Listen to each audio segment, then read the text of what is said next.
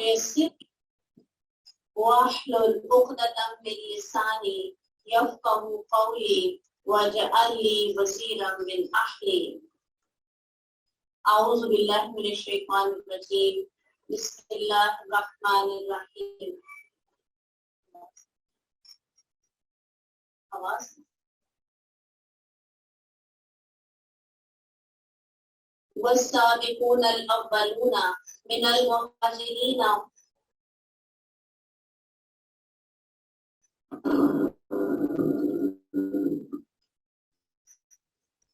والسابقون الأولون من المهاجرين والأنصار والذين اتبعوهم بإحسان رضي الله عنهم ورضوا عنه وأعد لهم جنات تجري تحتها الأنهار خالدين فيها أبدا ذلك الفوز العظيم.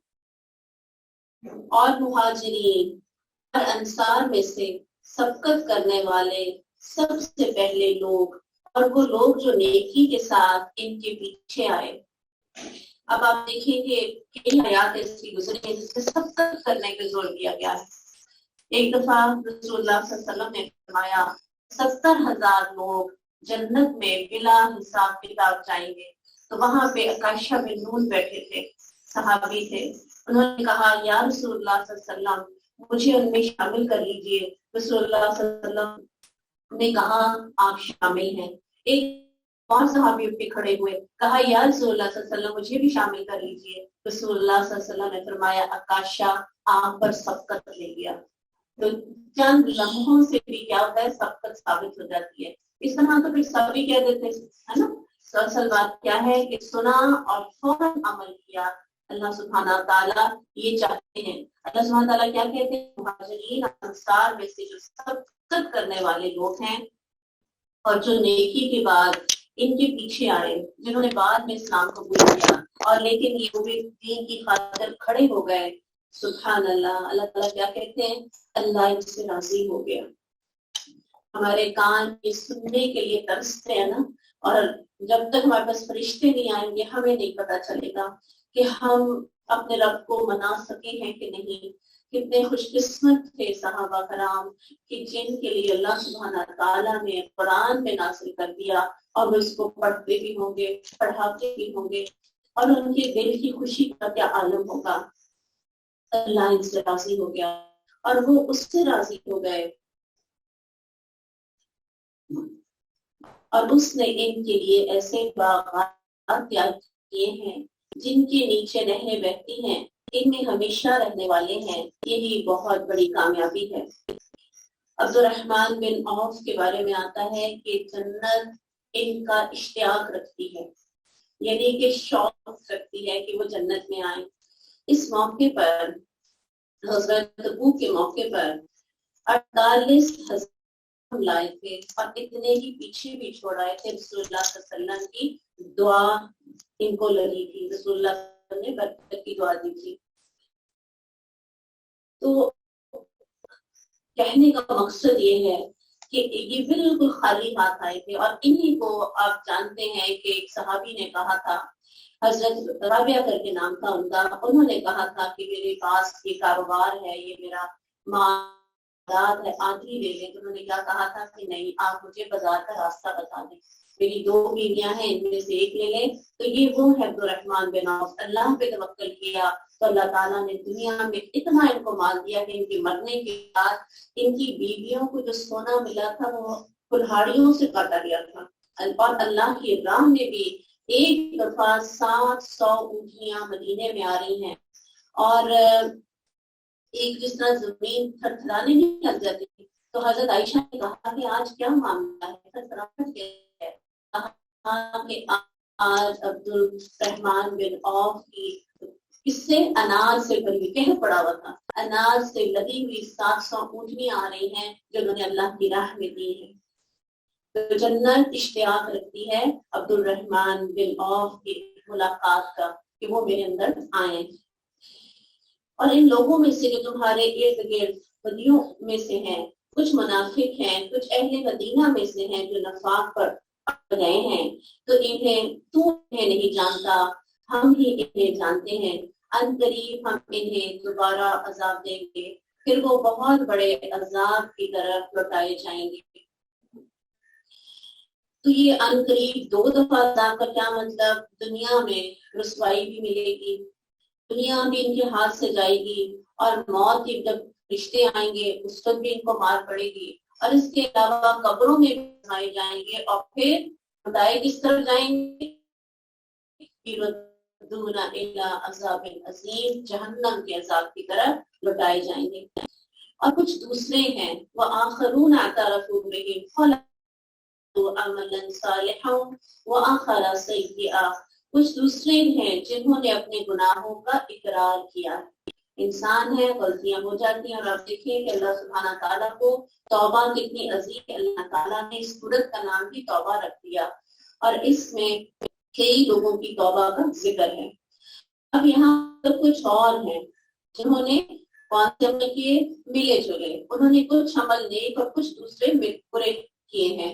قریب ہے عسى اللہ ان يتوب، امید ہے کہ اللہ مہربان ہو جائے گا ان پر، ان اللہ غفور رحیم، کیونکہ اللہ بہت بخشنے والا اور نہایت رحم کرنے والا ہے۔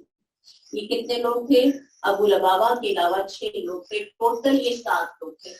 اب جب انہوں نے دیکھا کہ صرف مدینے کے اندر منافقین رہ گئے ہیں، مومن سب چلے گئے ہیں، اب ان کو افسوس ہوا، اور انہوں نے اپنے آپ کو مسجد نبوی کے ستون کے ساتھ باندھ لیا۔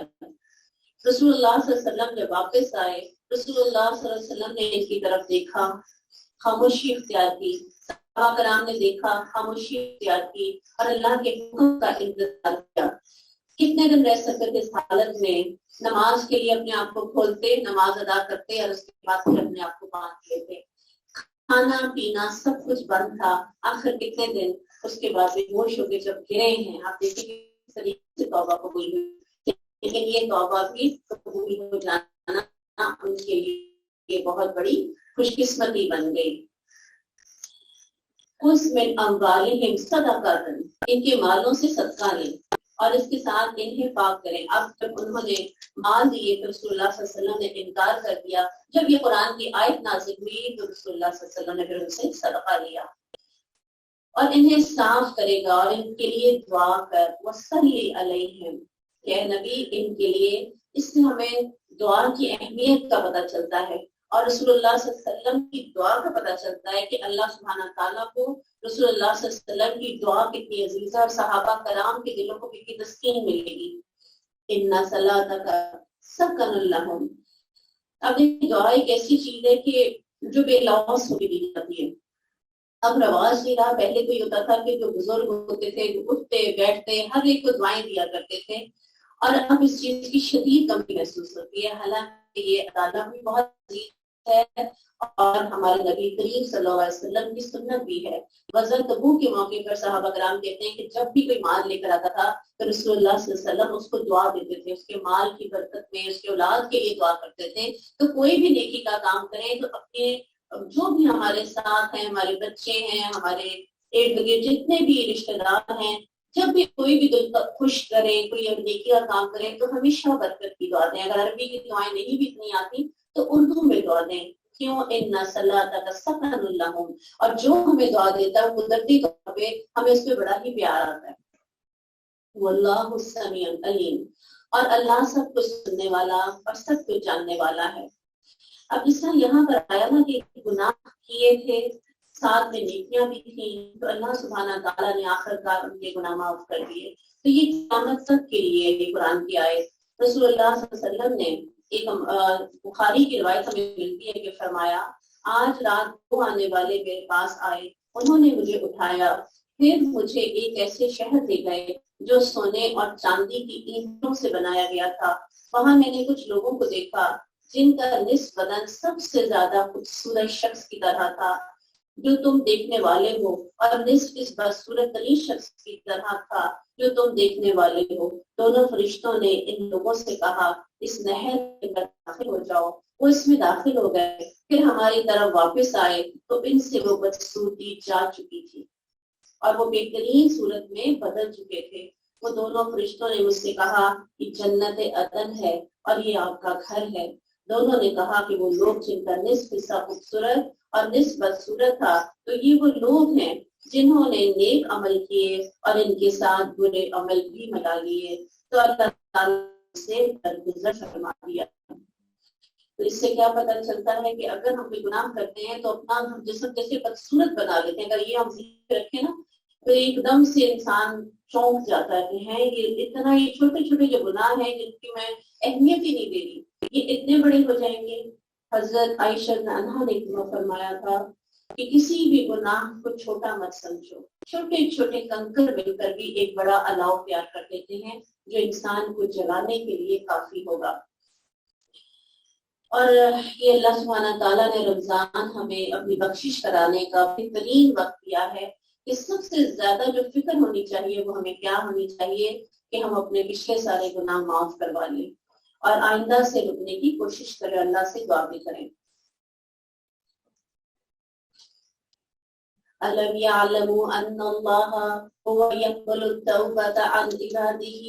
کتنا بڑا احسان اللہ سبحانہ تعالیٰ کا کہ جب بھی اس کے بندے اس سے توبہ کرتے ہیں، جب بھی اس کو پکارتے ہیں ان کو معاف کر دیتا ہے۔ اللہ تعالیٰ کہتے ہیں اب وہ نہیں جانتے کہ بے شک اللہ ہی اپنے بندوں کی توبہ قبول کرتا ہے اور ایسے پاک صاف کر دیتا ہے جیسے نشان باقی نہیں رہتا، بالکل اثر باقی نہیں رہتا۔ شرط کیا ہے؟ توبہ کہ کون سے دل کے ساتھ؟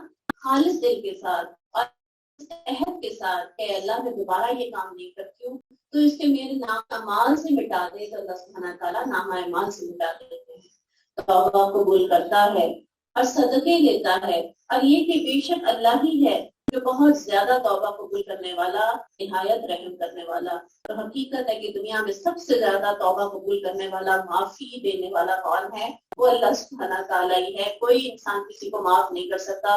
ہمیں کیا کہا گیا؟ دن میں اپنے غلام کو کتنی دفعہ معاف کرو؟ 70 مرتبہ۔ اور ہمیں بہت مشکل لگتا ہے اس پر عمل کرنا، اور اللہ سبحانہ تعالیٰ ہم نہ جانے کتنی غلطیاں کرتے ہیں، اللہ سبحانہ تعالیٰ ہمیں معاف کرتے رہتے ہیں۔ اور کہتے تم عمل کرو، بس ان قریب اللہ تمہارا عمل دیکھے گا، اس کا رسول اور ایمان والے بھی، اور ان قریب تم ہر پوشیدہ اور ظاہر بات کو جاننے والے کی طرف لوٹائے جاؤ گے۔ اب یہاں سے بڑی پیاری بات پتہ چلتی ہے کہ اللہ سبحانہ تعالیٰ بھی ہمارا عمل دیکھیں گے، رسول اللہ بھی عمل دیکھیں گے، اور اس کے علاوہ اور کون دیکھیں گے؟ مومن، کیونکہ مومن گواہ ہیں اس زمین پر اللہ کے، وہ بھی عمل دیکھیں گے۔ وآخرون مرجون لأمر اللہ اما يعذبهم واما يتوب علیہم واللہ علیم حکیم۔ کچھ دوسرے ہیں جو اللہ کے حکم کے لیے مؤخر رکھے گئے ہیں، ابھی تک ان کی معافی نہیں کی گئی، یا تو انہیں دردناک عذاب دے یا پھر ان پر مہربان ہو جائے۔ اللہ سب کو جاننے والا، کمال حکمت والا ہے۔ حکمت کیا تھی؟ کتنے دن بعد ان کو معافی ملی تھی؟ یاد ہے کچھ؟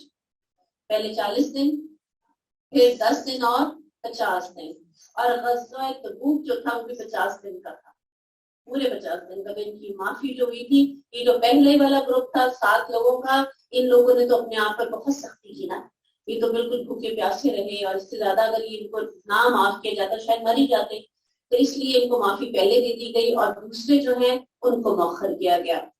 اور وہ لوگ جنہوں نے ایک مسجد بنائی نقصان پہنچانے اور کفر کرنے کے لیے اور ایمان والوں کے درمیان پھوٹ ڈالنے اور ایسے لوگوں کے لیے گھات کی جگہ بنانے کے لیے جنہوں نے اس سے پہلے اللہ کے رسول سے جنگ کی، یقیناً وہ ضرور قسمیں کھائیں گے ہم نے بھلائی کے سوا ارادہ نہیں کیا۔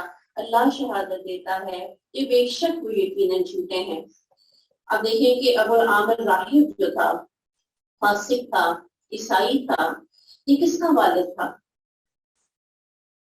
ایک بہت جلیل قدر صحابی حضرت حنظلہ غسیل الملائکہ، کہ جن کو غسل دیا تھا فرشتوں نے۔ آپ دیکھیں کہ باپ کتنا بدقسمت ہے کہ اس کے بارے میں یہاں پہ قرآن کے اندر آ رہا ہے کہ اس نے بنائی تھی، اور بیٹا دیکھے اس کا رتبہ کہ غسل کو انسان نہیں دے رہے، صحابہ کرام نہیں دے رہے، بلکہ کون؟ فرشتے دے رہے ہیں۔ سبحان اللہ۔ ایسے لوگوں کے لیے کھاد کی جگہ بنانے کے لیے اب یہ کون سی مسجد ہے؟ مسجد زرار۔ اب کیوں بنائی تھی؟ اس لیے کہ مختلف طرح کی پلاننگ کرنے کے لیے، چاہے روم کو لانا چاہتا تھا مسلمانوں پر حملہ کرنے کے لیے، دوسری قوموں سے جا کے مدد مانگ رہا تھا، اور یہ ایک ایسی جگہ بنانا چاہ رہا تھا کہ کسی کو شک بھی نہیں ہوگی۔ رسول اللہ صلی اللہ علیہ وسلم جنگ تبوک پر جب جا رہے تھے، اس وقت یہ آیا، اس نے آ کر کہا کہ آپ 2 نفر اس میں ادا کر دیجئے۔ رسول اللہ صلی اللہ علیہ وسلم کے پاس غائب نہیں تھا، انہوں نے کہا کہ اچھا ابھی تو میں جنگ پہ جا رہا ہوں، جب میں واپس آؤں گا میں اس وقت اس میں نفل ادا کر دوں گا۔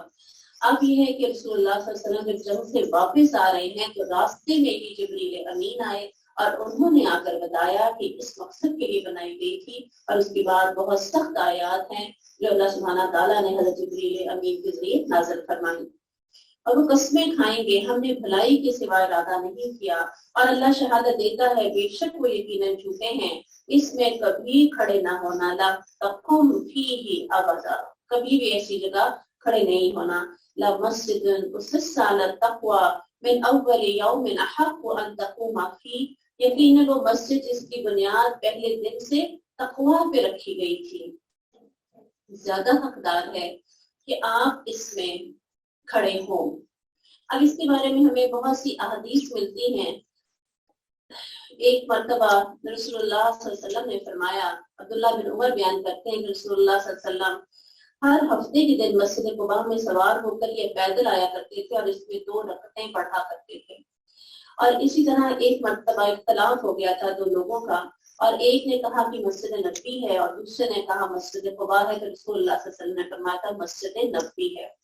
تو واللہ عالم دونوں کی بنیاد تقوی پہ رکھی گئی تھی کہ تو اس میں کھڑا ہو، اس میں ایسے مرد ہیں۔ اب یہاں پہ ان کی کوالٹی بیان کی گئی، رجال یحبون ان یتطہروا واللہ یحب المتطہرین، ایسے مرد ہیں جو پسند کرتے ہیں کہ بہت پاک رہے، اللہ بہت پاک رہنے والوں سے محبت کرتا ہے۔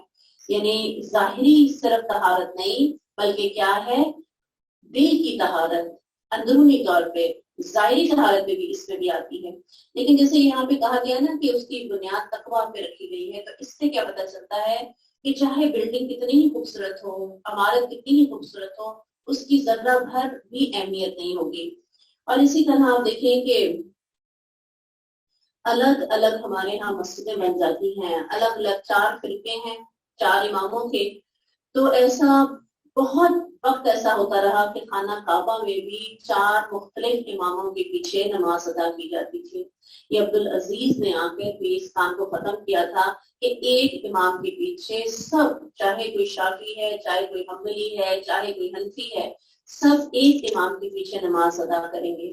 تو اس مقصد کے لیے کہ ایک مسجد موجود ہے، صرف یہ کہ ہمارے فرقے کی مسجد کیونکہ نہیں ہے تو دوسری مسجد تیار کرنا شروع کر دیتے ہیں، تو پھر اس کی بنیاد تقویٰ نہیں ہے، اس کی بنیاد جو ہے وہ اللہ کی رضا نہیں ہے، اس کی بنیاد کیا ہے، اپنے فرقے کی کو ترویج دینا۔ تو یہ پسندیدہ امر نہیں ہے۔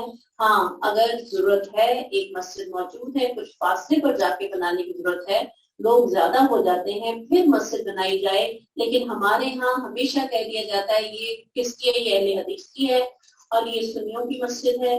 اس مقصد کے لیے مسجد ہم جانتے ہیں، نہ مسجد نبوی بنائی گئی تھی، نہ ہی مسجد قباء بنائی گئی، پھر اس کے بعد بھی کوئی مسجد بھی اس مقصد کے لیے نہیں بنائی گئی۔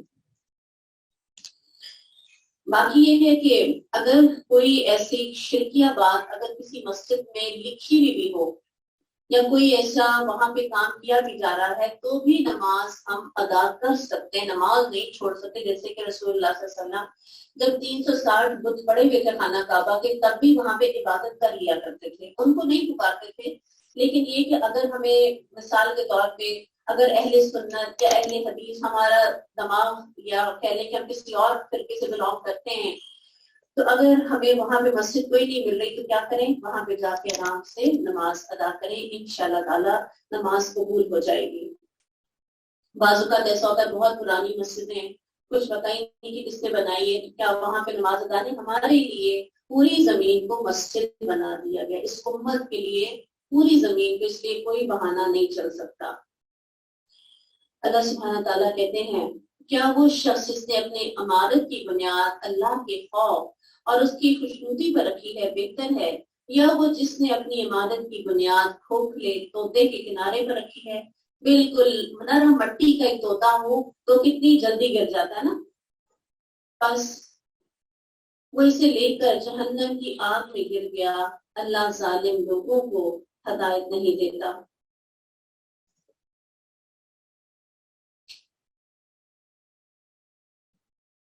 ان کی عمارت جو انہوں نے بنائی ہمیشہ ان کے دلوں میں بے چینی کا باعث بنی رہے گی، مگر اس صورت میں کہ ان کے دل ٹکڑے ٹکڑے ہو جائیں. اور اللہ سب کچھ جاننے والا اور تمام حکمت والا ہے. بے چینی کیوں رہے گی؟ اتنی اچھی بن گئی تھی، پتہ نہیں کیوں یہ خراب ہو گئی. ابھی بھی ان کو یقین نہیں ہوگا کہ وحی کے ذریعے سب کچھ اللہ سبحانہ تعالیٰ نے عالم الغیب نے بتا دیا ہوگا رسول اللہ صلی اللہ علیہ وسلم کو. اور اتنا پیسہ لگ گیا، اتنی محنت ہو گئی، ابھی بھی ان کو ہدایت نہ ملی. اور اسی طرح صحابہ کرام کو پھر بھیجا رسول اللہ صلی اللہ علیہ وسلم نے، جنہوں نے جا کے اس مسجد کو ڈھا دیا. اور جیسا کہ یہاں پر آیا کہ یہ مسجد کہاں تھی؟ جہنم کے کنارے، یعنی جہنم میں گرا دی گئی. اب اللہ سبحانہ تعالیٰ کیا کہتے ہیں؟ ایک تو یہ لوگ ہیں جو مسجدیں بھی بنا رہے ہیں لیکن دل سے مخلص نہیں ہے، تو ان کی کوئی بھی نیکی قبول نہیں. تھوڑا عمل کر لیں لیکن خلوص نیت کے ساتھ اگر کریں گے تو اس کی ویلیو بہت زیادہ ہے. اب یہاں پر یہ جو اگلی آیت آ رہی ہے نا، یہ بڑی ہی قرآن کی خوبصورت آیت ہے. ان اللہ اشتری من المؤمنین انفسهم. سبحان اللہ. اللہ سبحانہ تعالیٰ انسان کو اتنی اہمیت دے رہے ہیں کہ کہاں اللہ سبحانہ تعالیٰ اور کہاں انسان کی ذات کہ اس کے ساتھ سودا بازی کر رہے ہیں. کیا کہہ رہے ہیں کہ مومنوں سے ان کی جانیں اور ان کے اموال خرید لیے ہیں. لینے والا کون ہے؟ امام بصری کہتے ہیں کہ انہوں نے فرمایا اللہ کا کرم دیکھیے کہ جانیں بھی اسی نے دی ہیں اور اموال بھی اسی نے دیے ہیں، اور پھر وہی ہم سے خرید رہا ہے. کتنا بڑا اس کا احسان ہے. تو اللہ سبحانہ تعالیٰ نے مومنوں سے ان کی جانیں اور ان کے اموال خرید لیے ہیں. اس کے بدلے یقیناً ان کو کیا ملے گی؟ جنت. بِأَنَّ لَهُمُ الْجَنَّةَ. تو پھر آپ دیکھیں کہ اگر سودا کسی کے ساتھ آپ کر لیں، کوئی زمین کا ٹکڑا اگر کسی کو آپ بیچ دیں، اگر کوئی گاڑی آپ نے کسی کو سیل کر دی ہے اور پیسے لے لیے ہیں اور پھر اس کو کہیں کہ مجھے 1-2 دن کے لیے ضرورت ہے، تو کیا ہمارا کوئی حق بچتا؟ نہیں بچتا. اب وہ مالک ہے، اب اس کی مرضی چلے گی. تو ہم سب کیا چاہتے ہیں؟ ہم جنت میں جانا چاہتے ہیں، اللہ سے دعائیں بھی کرتے ہیں دن رات، لیکن نہ اپنی جان کھپانا چاہتے ہیں، نہ اللہ سبحانہ تعالیٰ نے جو ہم پر ذمہ داریاں یا احکامات نافذ فرمایا قرآن میں، ہم ان پہ سب پہ عمل نہیں کرنا چاہتے. ہم کنارے رہ کر جنت حاصل کرنا چاہتے ہیں. قرآن کیا کہتا ہے؟ ادخلوا فی الجنہ ادخلوا فی السلم کافہ. جنت میں جانا ہے نا تو پھر کیا کرنا ہے؟ دنیا میں یہ جو چند سال ہے نا، دین میں داخل ہو جائیں پورے کے پورے. کوئی چیز سمجھ آ رہی ہے تو بھی، اور کوئی چیز نہیں سمجھ آ رہی، مشکل لگ رہی ہے تو بھی. جنت تبھی ملے گی. تو اللہ سبحانہ تعالیٰ نے ہماری جان بھی لے لی، ہمارے مال بھی لے لیے. اللہ سبحانہ تعالیٰ جہاں جب جیسے کہیں گے ہمیں خرچ کرنے ہیں، اپنی جانیں کھپانی ہیں. اب ہمارا ان جانوں کے اوپر کوئی اختیار نہیں رہا. اگر اپنا اختیار استعمال کریں گے تو پھر ایسا نہ ہو کہ جنت ہمارے ہاتھ سے چلی جائے. آپ دیکھیں نا، سودا ہونے کے بعد دوبارہ سے کیا ہو سکتا ہے؟ ختم بھی ہو جاتا ہے نا. ایسا ہوتا ہے نا دنیا میں. تو اس لیے ایسا نہ ہو کہ ہم خالی ہاتھ رہ جائیں. وہ اللہ کے راستے میں کیا ان کی خوبی ہے؟ یقاتلون فی سبیل اللہ. وہ اللہ کے راستے میں لڑتے ہیں. فیقتلون ویقتلون. پھر وہ قتل کرتے ہیں اور وہ قتل کیے جاتے ہیں. قتل بھی ہوتے ہیں اور قتل کرتے بھی ہیں. یعنی مومن کی یہ شان ہے کہ مومن موت کو ڈھونڈتا. اس کے علاوہ کسی اور کو، کسی بھی انسان کو، چاہے کسی بھی مذہب سے تعلق، جو اس دور کے صحیح دین پہ چلنے والے، ان کے علاوہ کبھی بھی کسی کو اس طرح کی خوشی اور راحت نہیں ملتی. اور آپ جانتے ہیں کہ جو اس دنیا سے چلے گئے ہیں اور جن کو اللہ نے شہادت کا رتبہ عطا کیا ہے، وہ کبھی بھی دنیا میں نہیں آنا چاہیں گے. اللہ سبحانہ تعالیٰ بار بار ان کی روحوں کو زندہ کر کے ان سے پوچھیں گے کوئی خواہش، کوئی خواہش. تو کہیں گے اللہ سبحانہ تعالیٰ کوئی بھی نہیں. اور آخر میں کیا کہیں گے؟ کہ بس ایک دفعہ دوبارہ پھر دنیا میں بھیجیں اور اسی طرح ہم تیری راہ میں لڑیں اور جان تجھے دے کر واپس آئیں اس جنت میں. کتنا لطف ہے اس میں. مغیرہ بن شعبہ اور ان کے ساتھی مجاہدین ایران میں جہاد کے لیے گئے تو کسرا کے جنرل نے مسلمانوں کے سفیر مغیرہ بن شعبہ سے پوچھا تم لوگ کیا ہو؟ انہوں نے رسول اللہ صلی اللہ علیہ وسلم اور اسلام کا تعارف کرانے کے بعد فرمایا ہمارے نبی صلی اللہ علیہ وسلم نے ہمیں ہمارے رب کا پیغام پہنچایا کہ ہم میں سے جو قتل کر دیا جائے گا وہ جنت کی ایسی نعمتوں میں جائے گا جو کبھی کسی کے دیکھنے میں نہیں آئی، اور جو ہم میں سے باقی رہے گا وہ تمہاری گردنوں کا مالک بنے گا. کیسا بے خوف ہو جاتا ہے نا مومن کہ جنرل ہے ایران کا اور اس کو کیا کہہ رہے ہیں کہ ہم مالک بنے گے تمہاری گردنوں کے.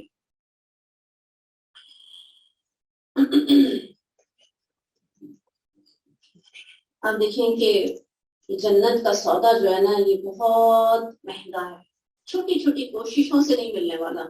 اس میں ہمیں اپنی جان کی بازی لگانی ہے، تن من دھن سب کچھ لگانا ہے، پھر جا کے جنت. اگر ایک چیز بھی ہم کہنا میں یہ تو خرچ کر سکتی ہوں میں یہ نہیں کر سکتی تو پھر مشکل ہو جائے گا. بہت بڑا سودا ہے اور اللہ سبحانہ تعالیٰ کے ساتھ ہے. وعدت علیہ حقا، یہ صرف مسلمانوں کے ساتھ وعدہ نہیں ہے، پھر تورات لکھا ہوا ہے تورات میں، والانجیل اور انجیل میں، والقرآن، اس سے زیادہ اور ریٹن ثبوت ایسے عہد کا اور کیا مل سکتا ہے. آپ دیکھیں شیطان جتنے بھی وعدے کرتا ہے وہ صرف زبانی کلامی کرتا ہے، وہ صرف وسوسے ڈالتا ہے.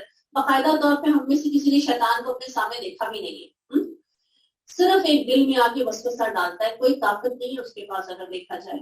لیکن اللہ سبحانہ تعالیٰ نے تو ہمیں دلیل دی ہے، اتنی واضح آیات جو کھول کھل کے ہر چیز کو بیان کر رہی ہیں. تو جب یہ ریٹن ہر چیز لکھی ہوئی ہے کہ اگر اپنی جان اور مال لگا دو گے تو پھر یاد رکھو اس کا بدلہ کچھ اور نہیں ہے، اس کا بدلہ کچھ جنت الفردوس ہے. ومن اوفى بعهده، سبحان اللہ. تو پھر جو اپنا یہ وعدہ پورا کرے اللہ کے ساتھ، من اللہ، اللہ کے ساتھ، فاستبشروا، اس کو چاہیے کہ خوشیاں منائے. ببائعکم الذی باعتم بہ، کس پر کہ جو اللہ کے ساتھ سودا کیا ہے. اللہم اجعلنا منہم وذالک هو الفوز العظیم، یہی بہت بڑی کامیابی ہے. اب دیکھیں کہ شہید کا رتبہ اللہ سبحانہ تعالیٰ نے کتنا بلند رکھا ہے کہ کسی اور کو یہ انعامات نہیں ملیں گے. کہ شہید کا خون کا پہلا قطرہ گرتے ہی 6 باتیں عنایت کی جاتی ہیں. سب سے پہلے اس کے گناہ معاف، سارے گناہ معاف، اسے جنت میں اس کا مقام دکھا دیا جاتا ہے. پھر حور عین سے شادی کر دی جاتی ہے، بڑی گھبراہٹ سے محفوظ رہے گا. وہ کون سی ہے؟ قیامت کے دن کی. قبر کے عذاب سے محفوظ رہے گا. کتنی ہی ایسی ڈیڈ باڈیز ہیں جو پہلے زمانوں میں بھی نکلا کرتی تھیں. آپ جانتے ہیں کہ پچھلی صدی میں حضرت حذیفہ بن یمان جن کو رازدان رسول کہا جاتا ہے اور حضرت عبداللہ بن جبیر کی، ان کی ڈیڈ باڈیز نکلی تھی کہاں سے؟ عراق سے. یعنی کتنے 100 سال بعد، 1400 سال بعد ان کی ڈیڈ باڈیز نکلی ہیں. اور خواب میں آ رہے تھے کس کو؟ کہ وہاں کا جو امیر تھا ان کو آ رہے ہیں اور مفتی کو آ رہے ہیں. بار بار ایک ہی خواب آ رہا ہے کہ 2 لوگ آتے ہیں بڑے خوبصورت چہروں والے اور کہتے ہیں ہمیں یہاں سے نکالو، ہماری قبروں میں پانی آ رہا ہے. اور پھر جب دوسرے کو بھی آنا شروع ہوا تو پھر انہوں نے اس بات کو سیریس لیا، آپس میں بیٹھے مشاورت ہوئی اور پھر اس کے مطابق فیصلہ کیا گیا کہ ہم فلاں دن کو ان کی لاشوں کو یہاں سے شفٹ کریں گے کسی اور جگہ. ڈگنگ کر کے دیکھا گیا اس کے ان کو کہیں پانی کا سراغ نہیں ملا. لیکن جس دن وہ لاشیں نکالی گئیں تو سبحان اللہ ان کی آنکھوں کی جو روشنی تھی، تھوڑی تھوڑی آنکھیں کھلی تھی تو ان کی چمک بھی ویسے ہی تھی، پوری باڈیز تو ویسے ہونے ہی تھی. اور کیونکہ اللہ سبحانہ تعالیٰ نے اس دور میں ہمیں دکھانا تھا، قرآن سچی کتاب ہے. اللہ سبحانہ تعالیٰ نے آج کل کے لوگ کے جو سائنس کے بغیر کسی چیز پہ ایمان نہیں لاتے ان کو دکھانا تھا. تو اللہ سے اس زمانے میں آپ سوچیں کہ بڑی بڑی اسکرینز لگائی گئی लाखों की तादाद में लोग आए, वीजा फ्री कर दिया गया और लोगों ने खुद अपनी आंखों से देखा और बड़े ही लोगों ने ईमान कबूल किया। बहुत लोग इस्लाम लेकर आए कि जो कुरान ने कह दिया वो सब कुछ सच है। तो कब्र के अजाब से महफूज रहेगा। आप सोचें ऐसे जैसे कुछ सो रहा होता है और खुराक मिल रही है और इसे ईमान का हुल्ला पहनाया जाएगा। सुभान अल्लाह, उसके दिल में ईमान था तो उसका जो लिबास ये वो कौन सा हो जाएगा, वो हुल्ला उसको ईमान का पहनाया जाएगा। और कितने लोगों की सिफारिश कबूल की जाएगी? 70 लोगों की सिफारिश कबूल की जाएगी। तो इसलिए जन्नत से कम दर्जे पर अपनी जान को ना बेचें, बड़ी ही कीमती है। एक इंसान अल्लाह के नजदीक बड़ा ही कीमती है। इसलिए हल्की हल्की ये दुनिया के थोड़े थोड़े फायदों की खातिर, चंद रोजा जिंदगी की खातिर, इस धोखे की जिंदगी की खातिर अपने आप को ना बेचें। अल्लाह सुब्हानहू तआला कहते हैं, खुश हो जाओ, जो तुमने उससे किया है यही बहुत बड़ी कामयाबी है।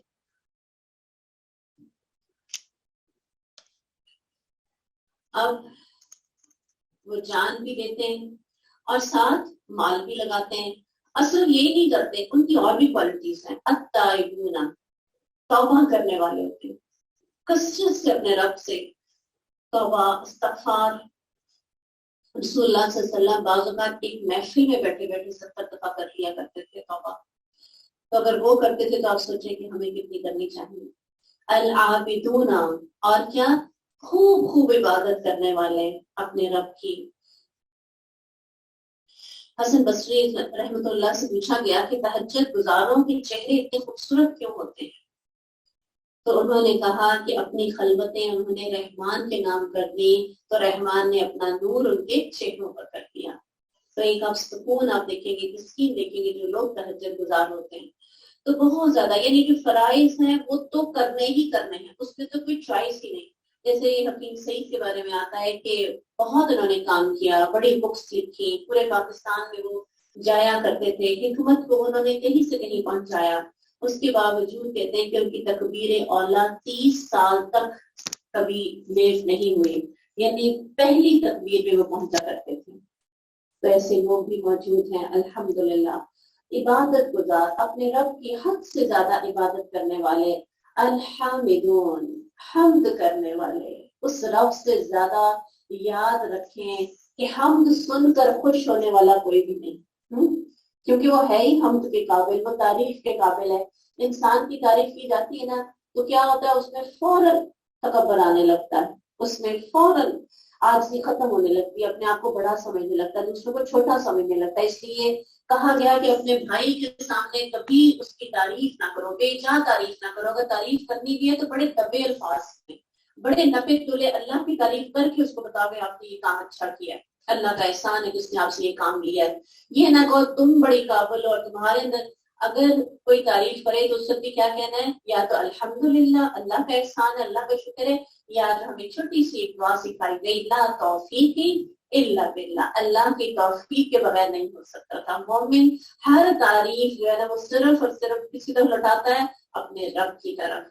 तो अल्लाह की तारीफ हद से ज्यादा करने वाले, हर एक के सामने करने वाले, हर महफिल में जाके उसका जिक्र, और जैसा मौजू चल रहा है उसमें से अल्लाह का कोई ना कोई ऐसी तारीफ निकाल लेना, कोई ना कोई ऐसा नुक्ता निकाल लेना। कोई गमगीन है उसको कुछ ऐसा बता देना कि उसका गम भी जाता रहे और वो अल्लाह से जुड़ जाए। कोई बहुत खुशी में है तो उस वक्त भी उसको ऐसे अंदाज से समझाना और ऐसे अंदाज से बताना कि अपने रब की तारीफ कर सकें।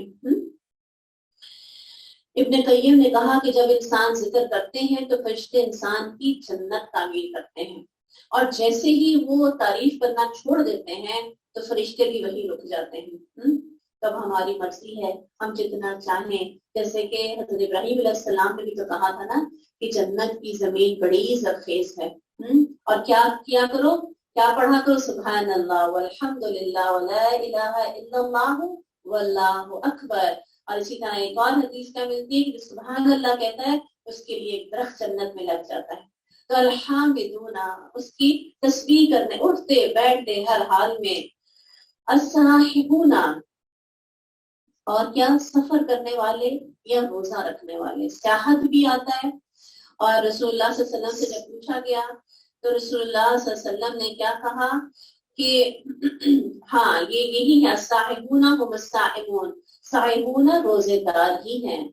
تو اب سیاحت کرنا ہے تو کس لیے؟ جیسا کہ ابھی ہم نے جہاد کے لیے، کوئی علم سیکھنے کے لیے، کوئی علم سکھانے کے لیے، یا کوئی غور و فکر کرنے کے لیے، اور ساتھ میں روزے رکھنے والے، دونوں مطلب آتے ہیں اس میں۔ اور راکعون، اور رکوع کرنے والے۔ اس سے کیا پتہ چلا؟ صرف بیٹھ کے حمد نہیں کرنی، خالی بیٹھ کے لوگ وظیفے کر رہے ہوتے ہیں اور نماز کا وقت چلا جاتا ہے، یا میلاد النبی پہ آپ نے دیکھا ہوا کہ جلد سے جلوس کر رہے ہوتے ہیں، نعرے لگ رہے ہوتے ہیں رسول اللہ صلی اللہ علیہ وسلم کے نام کے، لیکن نمازیں ادا نہیں کی جا رہی۔ تو صرف حمد نہیں چاہیے اللہ سبحانہ تعالیٰ کو، اللہ سبحانہ تعالیٰ کیا کہتے ہیں؟ نمازیں بھی ادا کریں، رکوع بھی کریں، اور کیا کرنا ہے؟ الساجدون، سجدے کرنے والے، الامرون بالمعروف والنہون عن المنکر، اور بڑی ہی پیاری بات، نیکی کا حکم دینے والے، برائی سے منع کرنے والے۔ صرف اپنی ذات تک اس رحمت کو روک کے نہیں رکھنا، بلکہ دوسروں کی بھی فکر کرنی ہے، جو خیر ہم تک پہنچی ہے ان تک بھی پہنچانی ہے۔ اگر ان میں کوئی برائی ہے تو ان کی اصلاح کرنی ہے، اگر کوئی خیر کی بات نہیں پہنچی، اچھا تمہیں پتہ ہے یہ پڑھنے سے یہ ہوتا ہے، تمہیں پتہ ہے تمہارے یہ مسئلے اس طرح حل ہو جائیں گے، یہ کر لو، تو مومن تو خیر ہی خیر ہے، جدھر جاتا ہے وہ خیر بانٹتا جاتا ہے۔ والحافظون لحدود اللہ، اور اللہ کی حدود کی حفاظت کرنے والے۔ اگر یہ سب ہم نے کر لیا، جو اللہ تعالیٰ نے، ہم آگے بھی پڑھیں گے اور پیچھے بھی پڑھتے آئیں کہ یہ اللہ کہتے ہیں ہر بادشاہ کی کچھ حدود ہوتی ہیں، کچھ رکھ ہوتی ہیں، اور جو کوئی ان کو نہ چھیڑے گا تو پھر اللہ ان سے راضی ہوگا، جو ان کو چھیڑے گا۔ جیسے مثال کے طور پہ آپ دیکھیں کہ اللہ سبحانہ تعالیٰ نے وراثت حصے مقرر کر دیے، پردہ عورت کے لیے فرض کر دیا، سود کو حرام کر دیا، تجارت جو ہے اس کو حلال کر دیا، ہر چیز جو اللہ سبحانہ تعالیٰ نے ہمیں حکم دے دیا اس سے رک جاؤ اور یہ کام کرو۔ تو جو بھی رکنے والے کام ہیں وہ اللہ کی حدیں ہیں، ان حدوں کو ہم کراس نہیں کر سکتے۔ یہ سارے کام کیے لیکن ساتھ میں کوئی بڑا گناہ کا کام کر لیا تو کیا ہوگا؟ سب محنت ضائع ہو جائے گی۔ وَبَشِّرِ الْمُؤْمِنِينَ، جو یہ سارے کام کر لیں تو پھر ایسے مومنوں کو خوشخبری دے دیجیے۔ سبحان اللہ۔ ما كان لنبي والذين آمنوا أن يستغفروا للمشركين ولو كانوا أولي القربى، اس نبی اور ان لوگوں کے لیے جو ایمان لائے کبھی جائز نہیں کہ مشرکوں کے لیے بخشش کی دعا کریں، خواہ وہ قرابت دار ہوں، اور اس کے بعد کہ ان کے لیے صاف ظاہر ہو گیا یقیناً وہ جہنمی ہے۔ رسول اللہ صلی اللہ علیہ وسلم نے جہاں اور بہت دکھ دیکھے اپنی زندگی میں، بہت تکلیفیں دیکھی، ایک بہت بڑا دکھ جو تھا ان کو اپنے چچا کا تھا کہ وہ ایمان نہیں لائے، ساری زندگی چٹان کی طرح کھڑے ہیں، ہر موقع پر کہتے تھے کہ میرے بھتیجے تک پہنچنا ہے تو مجھ سے ہو کر جانا پڑے گا، اپنی جان تک۔ اور شیب ابی طالب میں کوئی عام انسان وہاں نہیں رک سکتا، 3 سال اپنے بھتیجے کی محبت میں وہاں پر رہے، بھوکے پیاسے، حتیٰ کہ اسی حالت میں بیمار ہو گئے، فوت ہو گئے، ایسی قربانیاں، لیکن اسلام نہ لائے، اور رسول اللہ صلی اللہ علیہ وسلم کچھ بھی نہ کر سکے، صرف پیار محبت سے دعوت دیتے رہے، اور انہوں نے انکار کیا، اور پھر رسول اللہ صلی اللہ علیہ وسلم نے ہی ہمیں بتایا، ان تک یہ بات جبریل امین نے پہنچائی کہ سب سے ہلکا عذاب جہنم میں ابو طالب کو ہوگا۔ کتنا بڑا غم ہے، کتنا بڑا دکھ ہے، اللہ نے ہم سے غیب میں یہ سب چیزیں رکھی، اس کا کتنا بڑا احسان ہے۔ اگر ہمیں پتہ چل جائے ہمارا یہ پیارا جو جانے والا ہے خدا نہ خاصہ یہ جہنم میں، تو میں کہتی ہوں نہ ہمیں دن کو چین آئے گا نہ رات کو چین آئے گا۔ کتنا بڑا غم تھا۔ پھر اس کے علاوہ رسول اللہ صلی اللہ علیہ وسلم نے اپنے والدہ کی قبر کی زیارت کی، آپ خود بھی روئے اور اپنے ارد گرد والوں کو بھی رلایا۔ پھر آپ نے فرمایا میں نے اپنے رب سے اجازت مانگی کہ ان کے لیے استغفار کروں، مگر مجھے اجازت نہیں دی گئی، اور میں نے ان سے اجازت مانگی کہ اس کی قبر کی زیارت کر لوں تو مجھے اجازت دے دی گئی، سو تم قبروں کی زیارت کیا کرو کیونکہ وہ آخرت کی یاد دلاتی ہے۔ ہمیں تو ہمارے والدین کے لیے اتنی پیاری دعائیں سکھائیں نبی کریم صلی اللہ علیہ وسلم نے، لیکن اپنے والدین کے لیے کچھ بھی نہ کر سکے۔ تو چاہے وہ قرابت دار ہو، لیکن اگر وہ ایمان پر نہیں ہے تو ان کے لیے دعا بھی نہیں کر سکتے۔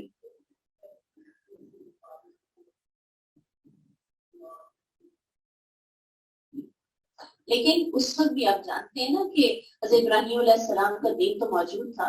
جب رسول اللہ صلی اللہ علیہ وسلم کو نبوت ملی تھی تو اس وقت بھی 5 لوگ ایسے موجود تھے مکہ میں کہ جو شرک نہیں کرتے تھے۔ وَمَا كَانَ اسْتِغْفَارُ إِبْرَاهِيمَ لِأَبِيهِ إِلَّا عَن مَّوْعِدَةٍ وَعَدَهَا إِيَّاهُ، اور ابراہیم کا اپنے باپ کے لیے بخشش مانگنا نہیں تھا مگر اس وعدے کی وجہ سے جو اس نے اس سے کیا تھا۔ اب سمجھایا جا رہا ہے، رسول اللہ صلی اللہ علیہ وسلم کو تسلی دی جا رہی ہے کہ آپ اکیلے نہیں ہیں، ابراہیم علیہ السلام کا معاملہ بھی یہی ہے۔ انہوں نے دعا مانگی تھی، ان کو معلوم نہیں تھا، جب معلوم ہو گیا تو اس کے بعد انہوں نے بھی مانگنی دعا چھوڑ دی۔ اور اس وقت انہوں نے کیا کہا تھا کہ ابا جان میں آپ کے لیے ہدایت کی دعا مانگوں گا، مجھے امید ہے میرا رب آپ کو بخش دے گا۔ اور پھر آپ جانتے ہیں کہ قیامت والے دن کس شکل میں آئے گا؟ ان کا والد ایک بچھو کی شکل میں، ایک جانور کی شکل۔ بڑی تکلیف ہوتی ہے سن کے کہ انسان کو کیا کیا شکلیں دی جائیں گی۔ اگر انسان نے اپنے آپ کو نہ پہچانا، اپنی قدر نہ کی تو پھر اسفلا، سب سے نچلے درجے میں چلا جائے گا۔ اور فرشتے سے پاؤں سے پکڑ کر جہنم میں گرا دیں گے، اور حضرت ابراہیم علیہ السلام کہیں گے اے اللہ کیا تم نے کہا نہیں تھا کہ تم مجھے رسوا نہ کرے گا؟ تو اللہ سبحانہ تعالیٰ کہیں گے وہ دیکھو وہ بچو ہے، اور اس کو فرشتے پکڑ کے جہنم میں گرا دیں گے، کسی کو نہیں پتا چلے گا ابراہیم وہ تیرے والد ہیں۔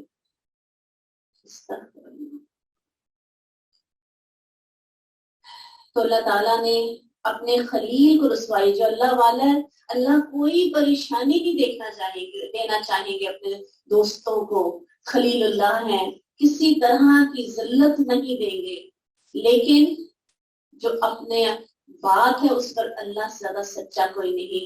من اصدق من اللہ قیلا، اللہ سے زیادہ سچی بات کسی کی نہیں، تو اس کو تبدیل نہیں کیا جائے گا، اس کو پھر کس طرح شکل بدل کے جہنم میں پھینکا جائے گا۔ اور اللہ کبھی ایسا نہیں کہ کسی قوم کو اس کے بعد گمراہ کر دے، انہیں ہدایت دے چکا ہو یہاں تک کہ ان کے لیے وہ چیزیں واضح کر دے جن سے وہ بچیں۔ بے شک اللہ ہر چیز کو خوب جاننے والا ہے، بے شک اللہ ہی ہے جس کے لیے آسمانوں اور زمین کی بادشاہت ہے، زندگی بخشتا اور موت دیتا ہے۔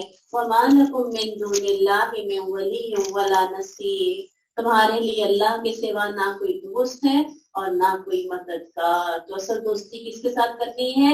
اللہ سبحانہ تعالیٰ کے ساتھ۔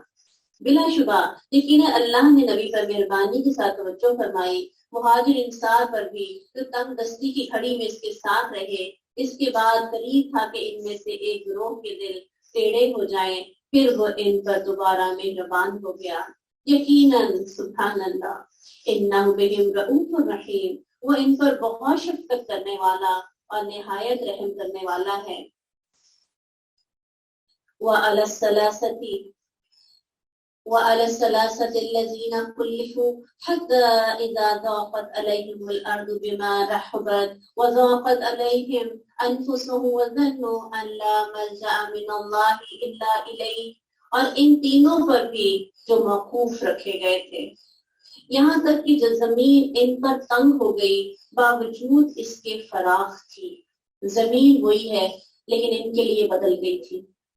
کیا ہوا تھا؟ 3 لوگ، کون کون؟ کعب بن مالک، مرارہ بن ربیع اور حلال بن امیہ، ہر غزوے میں شامل ہونے والے، کبھی کوئی سستی نہیں کی، لیکن اس جنگ میں پیچھے رہ گئے۔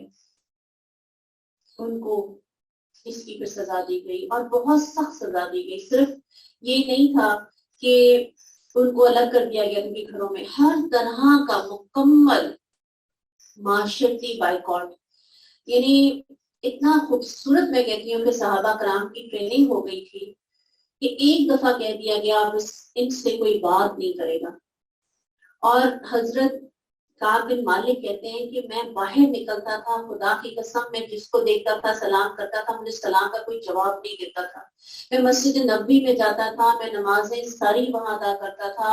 رسول اللہ صلی اللہ علیہ وسلم جب میں نماز کی حالت میں ہوتا تھا میری طرف دیکھتے تھے اور جب میں نماز سلام پھیر کر ان کی طرف دیکھتا تھا رسول اللہ صلی اللہ علیہ وسلم وہ دوسری طرف کر لے. دل میں محبت تھی. اللہ سے بڑی دعائیں بھی کتنی کر رہے ہوں گے لیکن اللہ کا حکم تھا بات نہیں کرنی. اس طرح کہتے ہیں کہ ایک دن میں اپنے ساتھ جو میرا ہمسایہ تھا وہ میرا چچا کا بیٹا تھا ابو قتادہ, کہتے ہیں کہ میں اپنی دیوار پہ چڑھا اور میں نے اس کو سلام کیا. خدا کی قسم اس نے مجھے سلام کا جواب نہیں, کوئی نہیں دیکھ رہا کوئی نہیں سنا لیکن اوپر والا تو سن رہا نا, اس نے مجھے سلام کا جواب نہیں دیا. کہتے ہیں میں نے پھر کیا اس نے مجھے سلام کا جواب نہیں دیا. اور کہتے ہیں کہ میری آنکھوں میں آنسو آ گئے. کوئی کہتے ہیں جدھر نکلتا تھا لوگ مجھے دیکھتے تھے اور اپنے کام میں لگ جاتے تھے. کہتے ہیں کہ سب سے زیادہ جو مجھے فکر تھی وہ یہ تھی کہ اگر مجھے موت آ گئی تو میرا کیا حشر ہوگا, میری تو نماز جنازہ کوئی ادا نہیں کرے گا. تو اب کہتے ہیں کہ 40 دن بعد اللہ تعالیٰ کا پیغام آیا کہ اپنی بیویوں سے الگ ہو جاؤں. کہتے ہیں میں نے فوراً پوچھا کیا طلاق دے دوں؟ کہا نہیں طلاق نہیں دو بلکہ اپنے والدین کے گھر بھیج دو.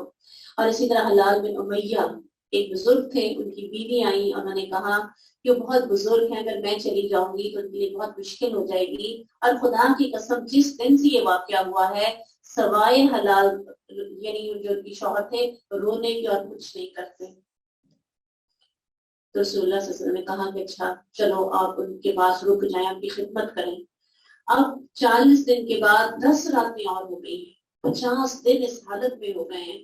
اور کہتے ہیں کہ میں اوپر بیٹھا ہوں چھت پر, تنہائی ہے اور رو رہا ہوں کہ ایک سوار دور سے آیا ہے اور دور سے ہی اس نے ندا دی ہے کہ تم خوش ہو جاؤ, اللہ نے تمہاری توبہ قبول کر لی ہے. کہتے ہیں ام سلمہ کے گھر تھے رسول اللہ صلی اللہ علیہ وسلم اور ان کی رشتہ دار بھی تھی.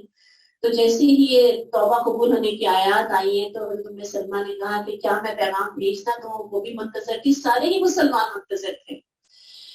تو یہ رسول اللہ صلی اللہ علیہ وسلم نے کہا کہ نہیں, تمہارے آرام میں خلل آئے گا, سب لوگ فوراً آنا شروع ہو جائیں گے. کہتے ہیں کہ ایک دم سے وہ جو زمین تنگ ہو گئی تھی آج وہی زمین تھی اور ہر کوئی مجھے مبارکباد دے رہا تھا, ہر کوئی مجھے چوم رہا تھا, گلے سے لگا رہا تھا. رسول اللہ صلی اللہ علیہ وسلم کا کہتے ہیں چہرہ ایسے چمک رہا تھا خوشی کے ساتھ جیسے چاند کی چودھویں ہو. یہ ہے اللہ کا حکم ماننا, اس کو کہتے ہیں سمینا ہوا کانا. اللہ نے کہا سٹاپ, وہی سٹاپ ہو گئے, کوئی سوال و جواب نہیں. اور جب اللہ نے کہا کہ ہاں اب میں نے توبہ قبول کر لی تو سب ایسے خوش ہوئے کہ اس کی نظیر نہیں ملتی. صحابہ کرام کا تو یہ معاملہ تھا. آپ سوچیں کہ ان کی تو توبہ قبول ہو گئی تو پھر ہمیں اپنے گناہوں پر کتنا رونا چاہیے اور کتنا گڑ گڑانا چاہیے. ہمارے جو گناہ ہیں نا ان کو معاف کرانے کا کیا طریقہ ہے؟ یا تو دنیا میں رو لیں, دنیا میں معافی مانگ لیں, اصلاح کر لیں. تو اس کے علاوہ پھر آگے جا کے تو پھر ہمیں سزائیں بھگتنی پڑے گی. اگر توبہ نہیں کریں گے گناہوں کی تو گناہ ہے, اگر ہم ساتھ لے کے جائیں گے تو پھر قبر کا عذاب ان کو ہلکا کرے گا. قبر کے عذاب کے بعد حشر کا میدان, پھر حشر کے میدان میں جو سختیاں جھیلیں گے اس سے پھر ہمارے گناہ ہلکے ہوں گے. اور اگر ابھی بھی کچھ ہوں گے ہمارے اوپر گناہ تو پھر کیا ہوگا, پھر پولیس صراط پر جب ہم گزریں گے تو پھر پھٹ کے نیچے گر جائیں گے اور پھر وہاں پہ جہنم میں رہیں گے جب تک کہ ہم پاک صاف نہیں ہو جائیں گے, کیونکہ کوئی بھی ناپاک چیز جنت میں نہیں جا سکتی. تو صحابہ کرام تو خوش قسمت تھے, اس سے تو قرآن نازل ہو رہا تھا, ان کی اس کوتاہی کو معاف کر دیا گیا. لیکن ہم نہیں جانتے کہ ہماری کوتاہیوں کو معاف کیا گیا یا نہیں. اس لیے ہر وقت اللہ سے ڈرتے رہنا چاہیے اور اللہ سے معافی کی دعا کرتے رہنا چاہیے. پھر اس نے ان پر مہربانی کے ساتھ توجہ فرمائی تاکہ وہ توبہ کریں. یقیناً اللہ ہی بہت توبہ قبول کرنے والا اور نہایت رحم والا ہے.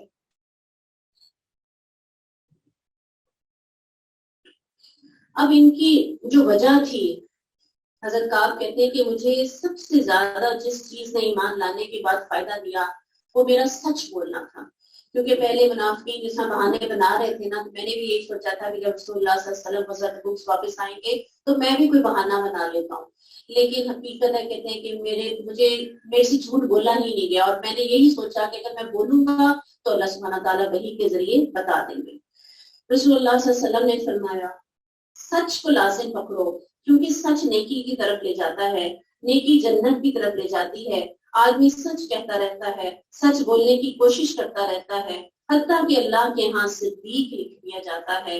اور جھوٹ سے بچ جاؤ، کیونکہ جھوٹ نافرمانی کی طرف لے جاتا ہے اور نافرمانی آگ کی طرف لے جاتی ہے۔ آدمی جھوٹ کہتا رہتا ہے اور جھوٹ کی کوشش کرتا رہتا ہے، یہاں تک کہ اللہ کے ہاں کذاب لکھ دیا جاتا ہے۔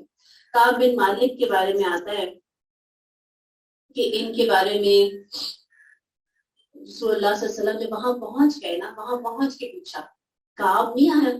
تو اس سے ایک صحابی نے کہا کہ ان کو ان کے عمدہ لباس نے، بہت خوبصورت لباس پہنا کرتے تھے، ان کو ان کے عمدہ لباس نے اپنے آپ میں مصروف رکھا اور اس لیے نہیں آئے۔ تو ایک دم دوسرے صحابی نے کہا کہ نہیں نہیں، وہ اللہ کے رسول سے محبت تو کرنے والے ہیں، لباس اچھا پہنتے ہیں، لیکن ایسی بات نہیں ہے، صرف سستی۔ اور کیا کہتے ہیں حضرت آپ خود بتاتے ہیں اپنا ان کا سب سے خوبصورت، جو ہمیں ایک لمبی یوں سمجھے اسٹوری کی طرح حدیث کی کتابوں میں ہمیں وہ پورا واقعہ ملتا ہے کہ وہ خود کہتے ہیں کہ جتنا میں خوشحال ان دنوں میں تھا اس سے پہلے کبھی بھی نہیں تھا۔ میرے پاس ایک نہیں دو سواریاں موجود تھیں، اور یہ بھی نہیں تھا کہ میں پلان کر کے نہیں گیا، بلکہ کیا تھا، جب صبح ہوتی تو میں کہتا میں شام تک نکل جاؤں گا، جب شام ہوتی تو میں کہتا میں صبح تک نکل جاؤں گا۔ اور یہ کرتے کرتے تمام صحابہ کرام نے میرے سامنے تیاری کی، رسول اللہ صلی اللہ علیہ وسلم نے تیاری کی، اور سب نکل گیا، اور میرا یہ خیال تھا کہ میں جا کر ان کو پیچھے سے لے لوں گا۔ یعنی کوئی ایسی غلطی نہیں ہے، جس طرح ہم سے بھی ایسی غلطیاں ہوتی ہیں نا کہ ہم لوگ 100% کنفرم نہیں ہوتے کہ ہم نے یہ کام جو ہے نا اللہ کو ناراض کرنے والا کرنا ہی کرنا ہے، ہم اپنی طرف سے اس کو اتنا بڑا گناہ نہیں سمجھ رہے ہوتے، اور یہ بھی یہی سمجھتے تھے۔ انہوں نے کہا کہ نہیں نہیں، میں چلا جاؤں گا، اور پھر اس کے بعد کہا اب تو بہت دور نکل گئے ہوں گے، اب میں نے کیا جا کے ان کو پکڑنا ہے، بس یہی سوچا۔ اور پھر جب دیکھا مدینے میں تو صرف منافقین رہ گئے، اس دن کو پریشانی شروع ہوئی۔ اس طرح حلال بن امیہ کی بیوی اور ان کے بچے پہلی دفعہ مدینہ پہنچے تھے مکہ سے ہجرت کر کے۔ اب پہلی دفعہ یہ خاندان اکٹھا ہوا ہے اور ان کے لیے نکلنا ذرا مشکل تھا۔ پھر اس کے بعد مرارہ بن ربیع کے بارے میں آتا ہے، وہ کہتے ہیں کہ میرے پھل تیار تھے اور پیچھے کوئی ایسا شخص نہیں تھا، گھر میں فاقے تھے، تو ان پھلوں کی وجہ سے میں رک گیا۔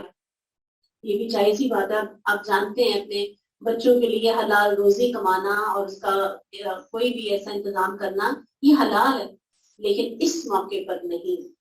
رسول اللہ صلی اللہ علیہ وسلم تو جائیں، اب آگے آپ پڑھیں گے نا، بڑی خوبصورت انداز میں اللہ سبحانہ تعالیٰ نے کہا کہ اللہ کے رسول تو جائیں، گرمی اور ساری تکلیفیں برداشت کریں، تم گھروں میں بیٹھے رہو۔ اے لوگوں جو ایمان لائے ہو، اللہ سے ڈرو اور سچے لوگوں کے ساتھ ہو جاؤ۔ مدینہ والوں کا ان کے ارد گرد جو بدوی ہیں، ان کا حق نہ تھا کہ وہ رسول اللہ سے پیچھے رہتے، اور نہ یہ کہ اپنی جانوں کو اس کی جان سے عزیز تر رکھتے۔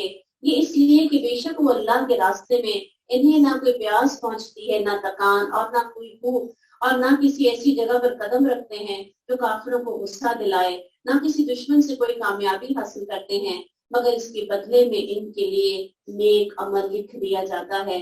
یقیناً اللہ نیکی کرنے والوں کا اجر ضائع نہیں کرتا۔ اب یہ ان کے بارے میں بھی ہے کہ جو نہیں جا سکتے تھے، کیوں؟ کوئی معذوری تھی۔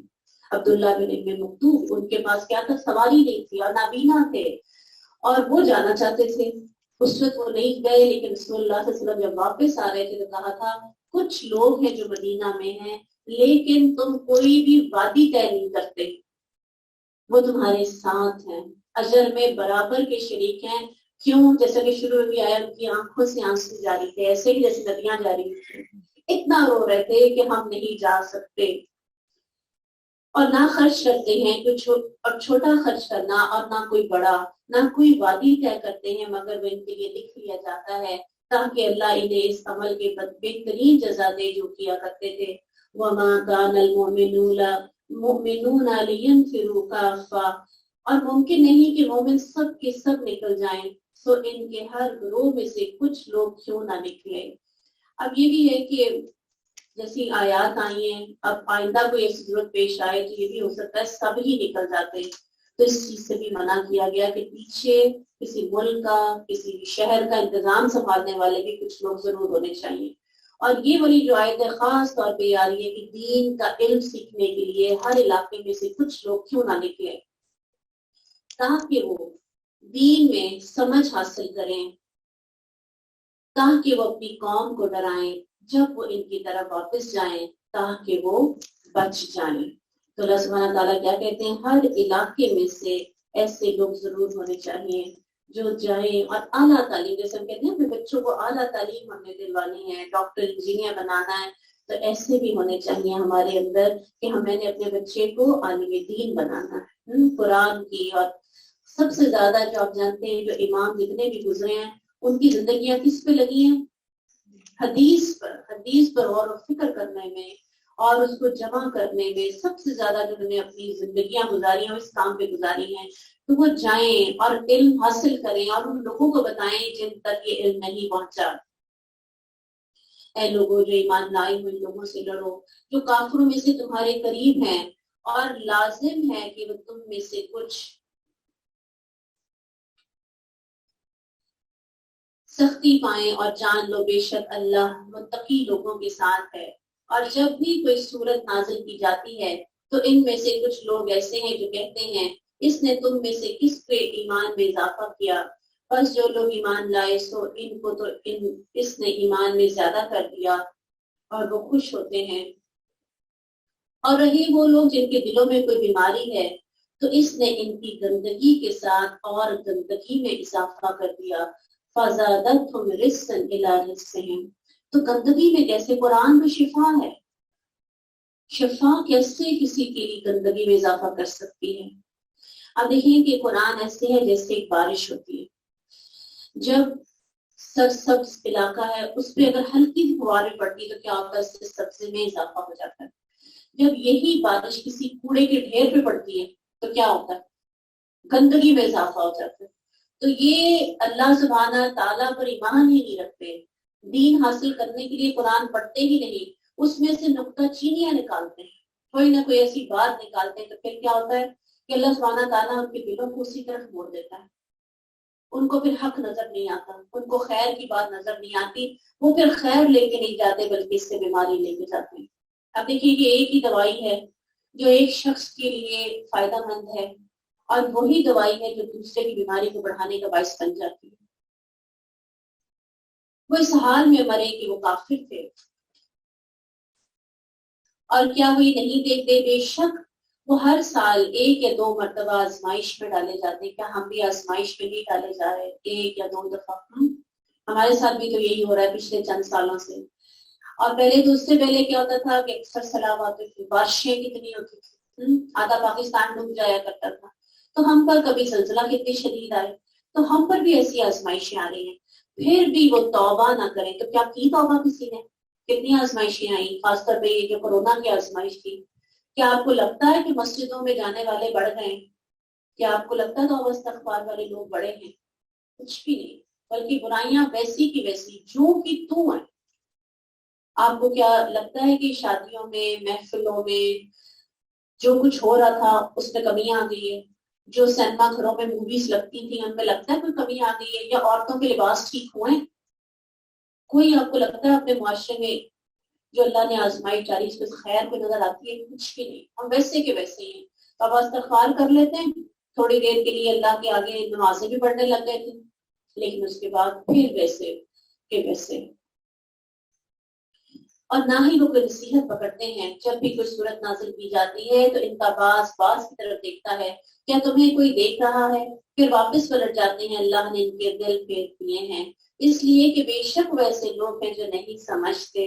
بلا شبہ یقیناً تمہارے پاس تمہیں میں سے رسول آیا، اس پر بہت شاک ہے، لَقَدْ جَاءَكُمْ رَسُولٌ مِّنْ أَنفُسِكُمْ عزیز علیہ ما عنتم حریص علیکم بالمؤمنین رؤوف الرحیم۔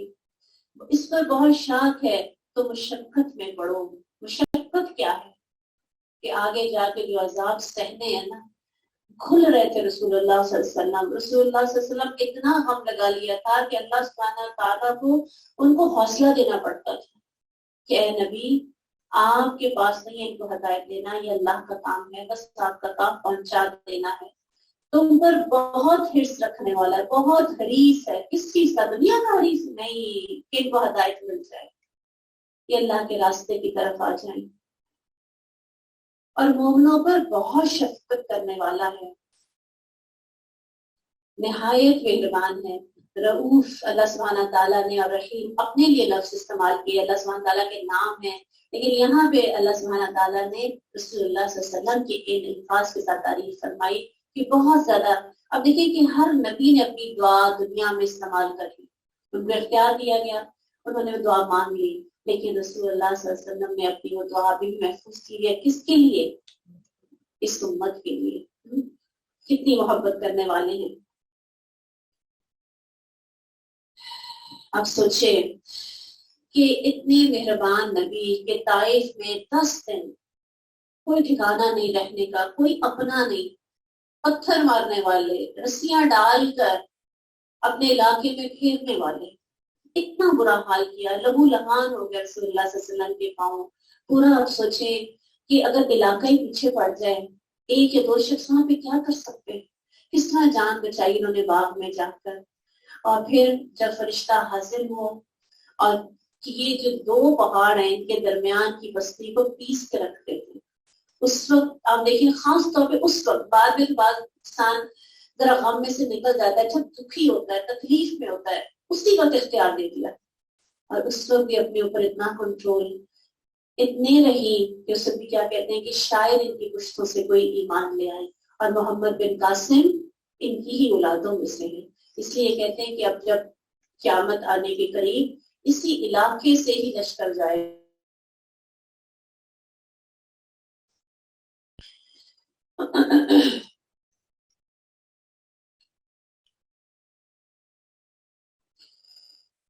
اب دیکھیں کہ رسول اللہ صلی اللہ علیہ وسلم اپنے ساتھیوں کی عیادت کے لیے جا رہے ہیں، وہ ایک کنیز، یعنی کنیز کیا کہ جو ایک رات کے وقت فوت ہو گئی، اور صحابہ کرام نے رسول اللہ صلی اللہ علیہ وسلم کو بتایا کہ ایک جھاڑو لگایا کرتی تھی مسجد نبوی کے اندر، اور رسول اللہ صلی اللہ علیہ وسلم جب ان کو دیکھا نہیں تو پوچھا، ان کی قبر پہ جا کے نماز جنازہ ادا کی دوبارہ سے، اور اسی طرح نماز پڑھا رہے ہیں، اور اس وقت ایک بچے کی رونے کی آواز آ رہی ہے، نماز مختصر کر رہے ہیں۔ کتنے شفیق تھے وہ، کتنی دعائیں کرنے والے، کتنے مہربان، سب کے ساتھ محبت کرنے والے۔ پھر اگر وہ منہ موڑے تو کہہ دے فقل حسبی اللہ، فقل جب آ جاتا ہے نا تو اس کا مطلب ہوتا ہے کہ یہ آپ لوگ سب پڑھیں، اس کو کثرت سے پڑھیں، حسبی اللہ۔ سب سے پہلے ہمیں کس کے بارے میں؟ ابراہیم علیہ السلام کے بارے میں، اور اس سے پہلے آپ جانتے ہیں کوئی ایک لڑکا تھا جس کا ذکر ہمیں کون سی سورہ بروج کے اندر جس کا ہمیں ذکر ملتا ہے کہ اس بچے نے بھی اسی طرح کے الفاظ ادا کیے تھے، اللہم اکفینہم بما شئت، اے اللہ تو مجھے ان سے کافی ہو جا۔ تو وہ جب بھی یہ پڑھتا تھا تو اس کو ڈبونے والے خود ڈوب جاتے تھے اور وہ بچ جاتا تھا، پہاڑ کے اوپر سے جا کے اس کو گرانے والے خود گر کے مر گئے، لیکن وہ بچہ ویسے کا ویسا رہا کیونکہ اپنا آپ کو اللہ کے سپرد کر دیتے تھے۔ تو اللہ سبحانہ تعالیٰ کیا کہتے ہیں، کوئی پریشانی آئے، کوئی غم آئے، کہیں انسان اپنے آپ کو کمزور بے بس محسوس کرے، حسبی اللہ، میرے لیے میرا اللہ کافی ہے، لا الہ الا ہو، نہیں ہے کوئی بھی اس کے سوا، علیہ توکلت، میں نے اس پہ توکل کیا، میں نے اس پہ بھروسہ کیا، وہو رب العرش العظیم، اور وہ عرش العظیم کا مالک ہے۔ اس کے بارے میں ابو دردہ کا قول ہے، حدیث نہیں ہے، انہوں نے یہ کہا ہے کہ جو بھی اس کو صبح شام 7 دفعہ پڑھے گا تو اللہ تعالیٰ اس کی دنیا اور آخرت کے سارے غم دور کر دے گا۔ تو کبھی بھی کسی بھی موقع پر کوئی بیمار ہے، کوئی پریشانی ہے، کوئی سمجھ نہیں آ رہی، پر نکلنے کا راستہ نہیں مل رہا، تو میں نے تو اس کو بہت آزمایا، اللہ تعالیٰ کوئی نہ کوئی راستہ نکال دیتے ہیں، اور ایک انسان کا تعلق فون اللہ سبحانہ تعالیٰ سے جڑ جاتا ہے، سب جو ہے نا اس سے انسان بے تعلق ہو جاتا ہے، اور ایک رب کے ساتھ اس کا کہ اللہ صرف تیرے پہ توکل کیا میں نے۔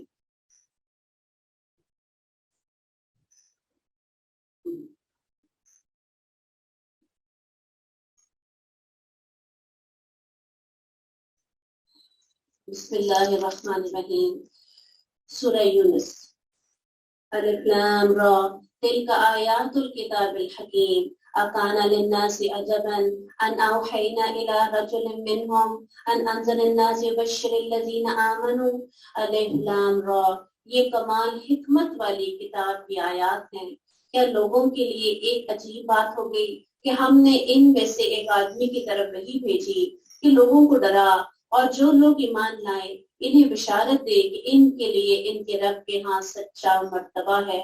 کافروں نے کہا بے شک یہ تو کھلا جادو ہے، بے شک تمہارا آسمانوں اور زمین کو 6 دنوں میں پیدا کیا، پھر وہ عرش پر بلند ہوا، ہر کام کی تدبیر کرتا ہے۔ ما من شفیع الا من بعد اذنہ، کوئی سفارش کرنے والا نہیں مگر اس کی اجازت کے بعد، وہی اللہ تمہارا رب ہے، سو اس کی عبادت کرو۔ تو کیا تم نصیحت حاصل نہیں کرتے؟ اور اسی کی طرف سب کا لوٹنا ہے، اللہ کا وعدہ سچا ہے، بے شک وہی پیدائش شروع کرتا ہے پھر اسے دوبارہ پیدا کرے گا، تاکہ جو لوگ ایمان لائے انہوں نے نیک اعمال کیے انہیں انصاف کے ساتھ جزا دے۔ جن لوگوں نے کفر کیا ان کے لیے نہایت گرم پانی سے پینا ہے اور دردناک عذاب ہے۔ اس کے بندے جو کفر کیا کرتے تھے وہی ہے جس نے سورج کو تیز روشنی اور چاند کو نور بنایا۔ اب وہ کیسا مالک ہے، اب دیکھیں کہ کیا کیا ایجادات ہیں اس کی منزلیں مقرر کی تاکہ تم سالوں کی گنتی اور حساب معلوم کرو۔ اللہ نے سب کچھ پیدا کیا مگر حق کے ساتھ، وہ آیات کو ان لوگوں کے لیے کھول کر بیان کرتا ہے جو جانتے ہیں۔ بے شک رات اور دن کے بدلنے میں اور ان چیزوں میں جو اللہ نے آسمان اور زمین میں پیدا کی ہیں، یقیناً ان لوگوں کے لیے بہت سی نشانیاں ہیں جو ڈرتے ہیں۔ بے شک وہ لوگ ان الذین لا یرجون لقاءنا ورضوا بالحیات الدنیا، بے شک وہ لوگ جو ہماری ملاقات کی امید نہیں رکھتے اور وہ دنیا کی زندگی پر خوش ہو گئے اور اس پر مطمئن ہو گئے، وہ لوگ جو ہماری آیات سے غافل ہیں، یہی لوگ ہیں جن کا ٹھکانہ جہنم ہے، اس کے بدلے جو وہ کمایا کرتے تھے۔ اب دیکھیں کہ سورج ہر روز ایک نئی جگہ سے طلوع ہوتا ہے، جو 1 منٹ کا فرق پڑتا ہے، اتنا بڑا سورج، اور اس کا کتنا فرق پڑتا ہوگا ڈیلی کہ ہمارے اگر وہ ذرا سے زیادہ تبدیلی لے آئے تو ہمارے دن رات کا کوئی حساب بھی نہ رہے۔ کتنا مائنر سا فرق ہے، 1 منٹ یا 2 منٹ کا فرق پڑتا ہے، اور آہستہ آہستہ دن بڑے اور آہستہ آہستہ دن چھوٹے۔ ہم اس رب کی جو اس کی کائنات کے اندر نشانیاں ہیں نا، اگر انسان غور و فکر شروع کر دینا، میں کہتی ہوں کہ ہم سجدوں سے نہ اٹھیں کہ اس نے کیا کیا، ہر چیز ہی ایک انوکھی بنائی ہے، بالکل انمول ہے، کوئی اس کی جیسا ہم کہیں گے شبیہ بھی نہیں ملتی۔ ستارے آپ دیکھ لیں، ایک بالکل ڈفرنٹ چیز ہے، چاند دیکھ لیں بالکل مختلف ہے، اس کی شکل مختلف ہے، اس کا چلنا مختلف ہے، اور اسی طرح آپ زمین دیکھ لیں، سبحان اللہ۔ اور سب سے بڑی بات یہ کہ آج تک کسی نے یہ دعویٰ نہیں کیا کہ سورج کو میں نے بنایا، اس چاند کو میں نے، کسی نے آج تک یہ دعویٰ نہیں کیا۔ نمرود کا ہمیں یہاں ڈائلاگ ملتا ہے، بادشاہ تھا، اپنے آپ کو رب کہتا تھا، اور فرعون ہے وہ بھی اپنے آپ کو رب کہتا ہے، لیکن اس نے یہ نہیں کہا تھا یہ سورج میں نے بنایا، اس نے کہا یہ دیکھو تمہارے نیچے میں نے نہریں نہیں بنا دی۔ اب کوئی بلڈنگ بنا دے گا تو اپنے آپ کو رب کہنے لگ جائے گا، کوئی گھر بنا دے گا اپنے آپ کو رب کہنے لگ جائے گا۔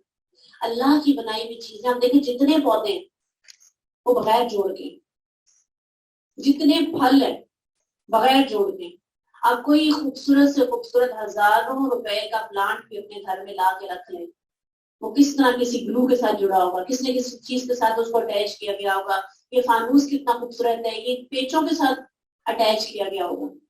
اللہ سبحانہ تعالیٰ کی چیزیں اندر سے گرو کرتی ہیں، کوئی بھی انسان ایک چونٹی نہیں بنا سکتا، ایک مکھی نہیں بنا سکتا، جہاز تو بنا لیے لیکن ایک مکھی نہیں بنا سکتا۔ سبحان اللہ۔ ان الذين آمنوا وعملوا الصالحات يهديهم ربهم بإيمانهم، بے شک وہ لوگ جو ایمان لائے انہوں نے نیک اعمال کیے، ان کا رب ان کے ایمان کی وجہ سے ان کی رہنمائی کرے گا۔ ایمان اتنی بڑی طاقت ہے، اللہ کو ایمان والے بڑے عزیز ہیں، اور اللہ نہیں چاہتا وہ جہنم میں جائے۔ ما يفعل اللہ بعذابکم، اللہ کو کیا ملے گا تمہیں عذاب دے کر، ان شکرتم او آمنتم، اگر تم شکر کرو اور ایمان لے آؤ۔ اللہ ان کے ایمان کی وجہ سے ان کی رہنمائی کرے گا، ان کے نیچے سے نعمت کے باغوں میں نہریں بہتی ہوں گی۔ دعواہم فیہا سبحانک اللہم وتحیتہم فیہا سلام، ان کی دعا ان میں یہ ہوگی پاک ہے تو اللہ، اور ان کی آپس کی دعا ان میں سلام ہوگی۔ تو مومن تو اس دنیا میں بھی ہر نعمت کو دے کے سبحان اللہ اور دل کی گہرائیوں سے کہتے ہیں، اور وہاں جا کر بھی وہاں پہ اتنی نعمتیں، تو پھر ہر وقت ان کی آپس کی دعا سلام ہوگی، اور ان کی دعا کا خاتمہ یہ ہوگا الحمدللہ رب العالمین۔ سبحان اللہ، سب تعریف اللہ کے لیے جو تمام جہانوں کا پالنے والا ہے۔ جنتی جنت میں جائیں گے، رسول اللہ صلی اللہ علیہ وسلم نے فرمایا جنتی جنت میں کھائیں گے اور پیئیں گے، وہ نہ تھوکیں گے نہ پیشاب کریں گے، جتنا مرضی کھائیں، نہ پخانہ کریں گے نہ ناک صاف کریں گے۔ صحابہ نے پوچھا جو کھانا وہ کھائیں گے وہ کہاں جائے گا؟ تو رسول اللہ صلی اللہ علیہ وسلم نے جواب دیا بس ڈکار آئے گی اور پسینہ آئے گا جس سے مشک کی خوشبو آئے گی۔ اور تسبیح اور حمد خود بخود بے اختیار جاری ہو جائے گی، جس طرح سانس خود بخود جاری ہوتا ہے، کوشش نہیں کرنی پڑے گی۔ اور جن کے ایمان مضبوط ہوتے ہیں ان کی زبان پر دنیا میں بھی اللہ کی تعریف جاری رہتی ہے، اور دنیا میں بھی ان کی گفتگو کا خاتمہ کس پر ہوتا تھا؟ الحمدللہ۔ ابتدا بھی اسی سے ہوتی تھی اور انتہا بھی اسی سے ہوتی تھی۔ کوئی اور میں کہتی ہوں جیسے آج کل سیاست کتنی ڈسکس ہو رہی ہے، میں کہتی ہوں اس سال تو ہمارا رمضان خراب ہو گیا، بچے ہیں وہ لگے ہوئے ساری رات، اور ان میں سے مخلص میرا نہیں خیال کہ کوئی بھی ہے، سب ایک جیسے، اور ہم لوگ بلا وجہ اپنا وقت ضائع کر رہے ہیں۔ اللہ سے دعا کریں، اللہ سے اللہ تعالیٰ جو تجھے پسند ہے، ابھی تک صرف جس کے اوپر پردہ پڑا ہوا ہے نا وہی ہمیں اچھا نظر آ رہا ہے، جب وہ پردے کھلیں گے تو یہ سب اندر سے ایک جیسے، اس لیے بڑا قیمتی وقت ہے، اس کو سیاست کے لیے تباہ و برباد نہ کریں۔ میرا تو ہر ایک سے یہ ریکویسٹ ہے کہ اپنے بچوں کو بھی، اپنے گھر والوں کو بھی، خود بھی، بہت بہت قیمتی، ایک ایک لمحہ ہمارے پاس بڑا قیمتی ہے۔ تو کوئی بھی دنیا کی ڈسکشن، کوئی بھی موضوع ایسا ہو ہی نہیں سکتا اتنا قیمتی اور اتنا اہم اور اتنا خوبصورت، کیا؟ الحمدللہ رب، اللہ کی تعریف، اللہ کے بارے میں، اس کے احکامات کے بارے میں، اس کی کرامات کے بارے میں، اس کی خوبیوں کے بارے میں، اس سے زیادہ کوئی بھی اس قابل نہیں کہ ہم اس کو اتنا ٹائم دیں اپنی گفتگو میں، اپنی زندگی میں، اور خاص طور پہ رمضان میں۔ اگر اللہ لوگوں کو برائی جلدی دے دے تو انہیں بہت جلدی بھلائی دینے کی طرح تو یقیناً ان کی طرف سے ان کی مدت پوری کر دی جائے گی، تو ہم ان لوگوں کو جو ہماری ملاقات کی امید نہیں رکھتے چھوڑ دیتے، اپنی سرکشی ہی میں حیران پھرتے ہیں۔ جب انسان کو تکلیف پہنچتی ہے تو اسے اپنے پہلو پر یا بیٹھا ہوا یا کھڑا ہوا ہمیں پکارتا ہے، پھر جب ہم اس سے تکلیف دور کر دیتے ہیں تو چل دیتا ہے جیسے اس نے ہمیں کسی تکلیف کی طرف جو اسے پہنچی ہو پکارا ہی نہیں۔ اسی طرح حد سے بڑھنے والوں کے لیے مزین بنا دیا گیا جو وہ کیا کرتے تھے۔ بلا شبہ یقیناً ہم نے تم سے پہلے بہت سے زمانوں کے لوگ ہلاک کر دیے جب انہوں نے ظلم کیا اور ان کے پاس ان کے رسول سے دلیلیں لے کر آئے، وہ ہرگز ایسے نہ تھے کہ ایمان لاتے۔ اسی طرح ہم مجرم لوگوں کو جزا دیا کرتے ہیں۔ پھر ان کے بعد ہم نے تمہیں زمین میں جانشین بنا دیا تاکہ ہم دیکھیں تم کیسے عمل کرتے ہو، اور جب ان پر ہماری واضح آیات پڑھی جاتی ہیں تو وہ لوگ جو ہماری ملاقات کی امید نہیں رکھتے کہتے ہیں کوئی قرآن اس کے سوا لے آ یا اسے بدل دے، کہہ دے میرے لیے ممکن نہیں میں اسے اپنی طرف سے بدل دوں، میں پیروی نہیں کرتا مگر اسی کی جو میری طرف وحی کی جاتی ہے۔ بے شک میں اگر اپنے رب کی نافرمانی کروں تو بہت بڑے دن کے عذاب سے ڈرتا ہوں۔ کہہ دے اگر اللہ چاہتا تو میں اسے تم پر نہ پڑھتا اور نہ وہ تمہیں اس کی خبر دیتا، بس بے شک میں تم میں اس سے پہلے ایک عمر رہ چکا ہوں، کیا تم سمجھتے نہیں؟ 40 سال گزارے، کوئی 10-20 سال کی بات نہیں ہے، پختہ ہو جاتا ہے انسان اس عمر میں.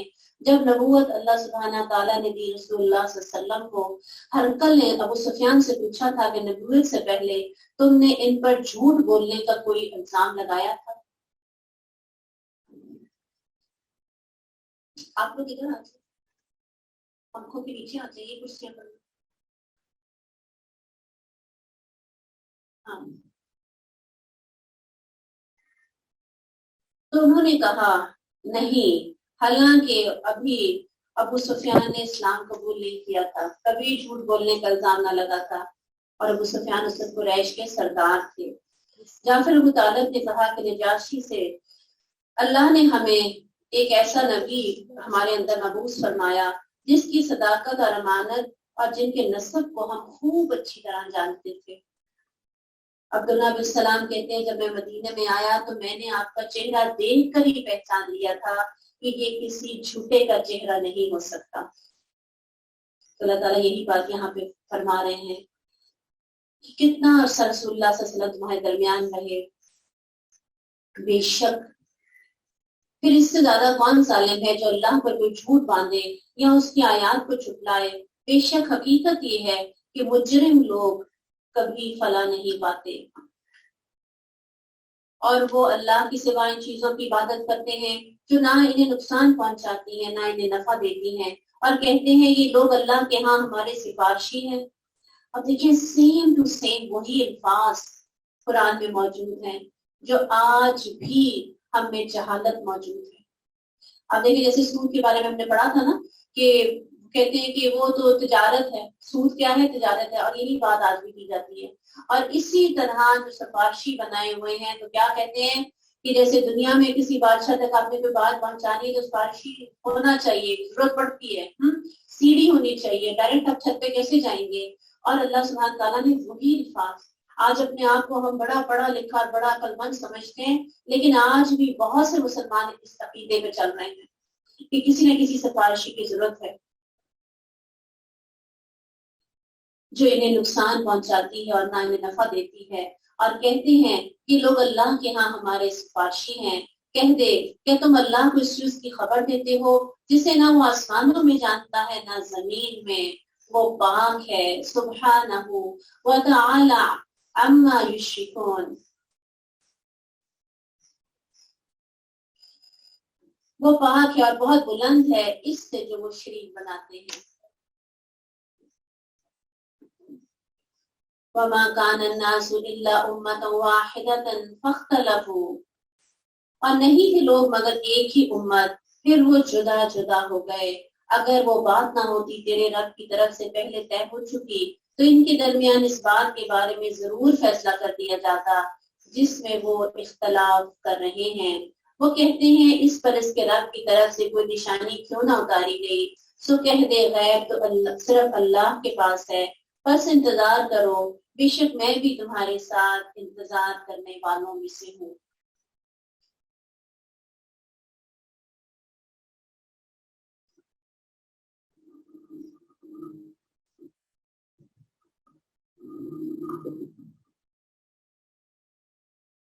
اور جب کوئی تکلیف پہنچنے کے بعد ہم انہیں اپنی رحمت کا مزہ چکھاتے ہیں تو پھر یہ ہماری نشانیوں میں چال بازیاں شروع کر دیتے ہیں. آپ صلی اللہ علیہ وسلم ان سے کہیے کہ اللہ بہت جلد تمہاری چال بازیوں کا جواب دے دے گا.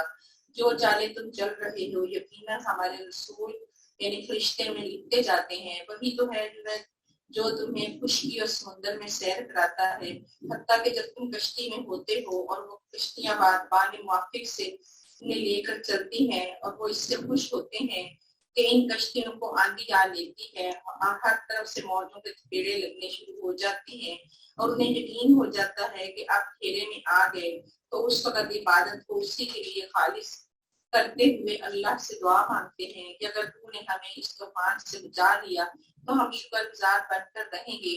پھر جب اللہ نے انہیں بچا لیا تو فوراً حق سے منحرف ہو کر زمین میں بغاوت کرنے لگتے ہیں. لوگوں دھیان سے سن لو، تمہاری سرکشی کا وبال تمہیں پر پڑے گا. دنیا کی زندگی کے چند روزہ مزے لوٹ لو، پھر تمہیں ہمارے پاس ہی آنا ہے اور ہم تمہیں بتا دیں گے کہ تم کیا کرتے تھے. دنیا کی زندگی کی مثال تو ایسے ہے جیسے ہم نے آسمان سے پانی برسایا، جس سے زمین کی نباتات خوب گھنی ہو گئی، جس سے انسان بھی کھاتے ہیں اور چوپائے بھی، حتیٰ کہ زمین اپنی بہار پر آ گئی اور خوشنما معلوم ہونے لگی، اور کھیتی کے مالکوں کو یقین ہو گیا کہ وہ اس پیداوار سے فائدہ اٹھانے پر قادر ہیں، تو یکایک رات کو یا دن کو ہمارا حکم آن پہنچا، تو ہم نے اس کو کٹی ہوئی کھیتی کی طرح بنا دیا جیسے کل وہاں کچھ تھا ہی نہیں۔ اس طرح ہم اپنی آیات ان لوگوں کے لیے تفصیل سے بیان کرتے ہیں جو کچھ غور و فکر کرتے ہیں۔ تم ایسی زندگی پر رشتے ہو اور اللہ تمہیں سلامتی کے گھر جنت کی طرف بلاتا ہے، اور وہ جسے چاہتا ہے سیدھی راہ دکھلا دیتا ہے۔ جن لوگوں نے اچھے کام کیے ان کے لیے ویسا ہی اچھا بدلہ ہوگا، اور اس سے زیادہ بھی۔ ان کے چہروں پر نہ سیاہی چھائے گی اور نہ ذلت، یہی لوگ جنتی ہیں جس میں وہ ہمیشہ رہیں گے۔ اور جن لوگوں نے برے کام کیے ان کو اتنا ہی بدلہ ملے گا جتنی ان کی برائی ہے۔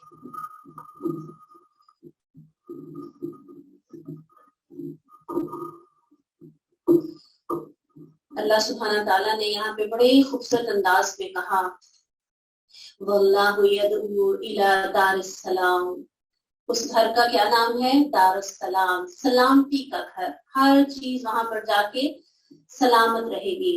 ہر روز اس روز کا سورج طلوع ہوتا ہے تو اس کے دونوں طرف دو فرشتے اعلان کرتے ہیں جن کو جنوں اور انسانوں کے سوا ساری مخلوق سنتی ہے۔ اے لوگو اللہ کی طرف آؤ۔ تو کیا ہے؟ ہر روز یہ اعلان کیا جاتا ہے، اے لوگو اللہ کی طرف آؤ، بے شک جو مال کم ہو کفایت کرے وہ اس سے بہتر ہے جو زیادہ اور غافل کرے۔ زیادہ ہم کس کے پیچھے بھاگ رہے ہوتے ہیں؟ مال و دولت کے پیچھے۔ اللہ ہمیں کس کی طرف بلا رہے ہیں؟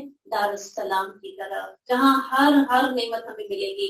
سب محنتیں کر لینے کے بعد سب کچھ بنا کر آخرکار پھر بھی چھوڑ کر ہی جانا ہے۔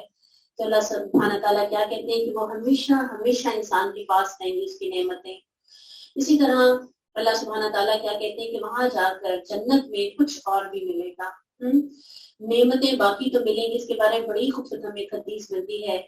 رسول اللہ صلی اللہ علیہ وسلم نے فرمایا جبریل اور میکائیل نے آپس میں میرے لیے ایک مثال بیان کی۔ اس کی مثال ایسی ہے، ایک بادشاہ نے ایک محل بنایا، پھر اس میں ایک شاندار دعوت کا اہتمام کیا، لوگوں کو بلانے کے لیے ایک بلانے والا بھیجا۔ بس جس شخص نے اس بلانے والے کے کہنے کو قبول کیا وہ تو محل میں بھی داخل ہوگا اور کھانا بھی کھائے گا، اور جو بلانے والے کے کہنے کو قبول نہیں کرے گا نہ تو وہ محل میں داخل ہوگا اور نہ وہ کھانا کھائے گا۔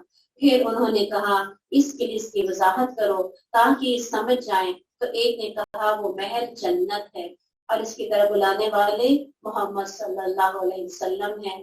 تو جس نے محمد صلی اللہ علیہ وسلم کی اطاعت کی اس نے اللہ کی اطاعت کی، اور جس نے محمد صلی اللہ علیہ وسلم کی نافرمانی کی اس نے اللہ کی نافرمانی کی۔ اور محمد صلی اللہ علیہ وسلم لوگوں کے درمیان فرق کرنے والے ہیں، یعنی اچھے اور برے میں۔ تو جس نے رسول اللہ صلی اللہ علیہ وسلم کی دعوت قبول کی تو آپ سمجھ لیں آپ جنت کے باغوں میں پھر رہے ہیں۔ انشاءاللہ تعالی آج ہم نے اپنے نبی کی بات مانی، اپنے رب کی بات مانی، تو انشاءاللہ ہم بہت جلد اپنے رب کے مہمان بننے والے ہیں، اور ان کے چہروں پر نہ کوئی سیاہی ڈھانپے گی اور نہ ہی کوئی ذلت۔ یہی لوگ جنت والے ہیں۔ اولئک اصحاب الجنہ هم فیہا خالدون، اس میں وہ ہمیشہ ہمیشہ رہنے والے ہیں۔ جن لوگوں نے برائیاں کمائی کسی بھی برائی کا بدلہ اس جیسا ہوگا، انہیں بڑی ذلت ڈھانپے گی، انہیں اللہ سے بچانے والا کوئی نہ ہوگا۔ گویا ان کے چہروں پر رات کے بہت سے ٹکڑے اڑا دیے گئے ہیں جبکہ وہ اندھیری ہے۔ یہی لوگ آگ والے ہیں، وہ اس میں ہمیشہ رہیں گے۔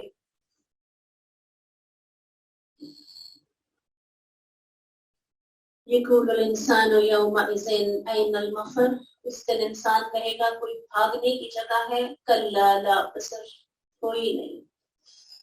الی ربک یومئذ المستقر، کہاں جا کے ٹھہرنا ہے؟ اپنے رب کی طرف۔ جس دن ہم ان سب کو اکٹھا کریں گے پھر ہم ان لوگوں سے جنہوں نے شریک بنائے تھے کہیں گے اپنی جگہ ٹھہرے رہو تم اور تمہارے شریک بھی۔ پھر ہم ان کے درمیان علیحدگی کر دیں گے اور ان کے شریک کہیں گے تم ہماری عبادت نہیں کیا کرتے تھے. ہر چیز اللہ سبحانہ تعالیٰ نے قرآن میں لکھ چھوڑی ہے. وَقَالَ شُرَكَاؤُهُمْ مَا كُنتُمْ إِيَّانَا تَعْبُدُونَ, تم ہماری عبادت نہیں کیا کرتے تھے, سو ہمارے درمیان اللہ کافی ہے گواہ, بے شک ہم تمہاری عبادت سے یقیناً بے خبر تھے. اس سے کیا پتہ چلتا ہے, کسی بھی بزرگ کو اگر پکارا جائے گا کوئی نہیں جانتا, اور ہم مسلمان ہو کر جب کوئی مشکل پیش آ گئی تو خدا نہ خواستہ حادثہ ہونے لگا, بچہ کہنے لگا یا علی مدد, یا حسین مدد, یا کسی بزرگ کا یا دستگیر مدد, مجھے بتائیں کہ اللہ سبحانہ تعالیٰ کتنا غضبناک ہوتے ہوں گے کہ یہ ایمان والے ہو کر پھر یہ ایسی حرکتیں کر رہے ہیں. اور اسی طرح جب بجلی چمکتی ہے تو اس سے بھی بزرگ کا نام لیا جاتا ہے, اور اس سے بھی کہا جاتا ہے کہ انہوں نے لوٹے میں بند کر دی تھی بجلی, تو جب بجلی چمکتی ہے تو اس سے کس کا نام لیتے ہیں, اللہ کا نام نہیں لیتے, اس سے معافی نہیں مانگتے, توبہ استغفار نہیں کرتے, اس سے بھی ایک انسان کا ہی نام لیتے ہیں, اپنے ہی جیسے کا. اللہ ہم سب کو معاف کر دے. اس موقع پر ہر شخص جان لے گا جو اس نے آگے بھیجا, اور وہ اللہ کی طرف لوٹائے جائیں گے جو ان کا حقیقی مالک ہے, اور ان سے گم ہو جائے گا جو جھوٹ باندھا کرتے تھے.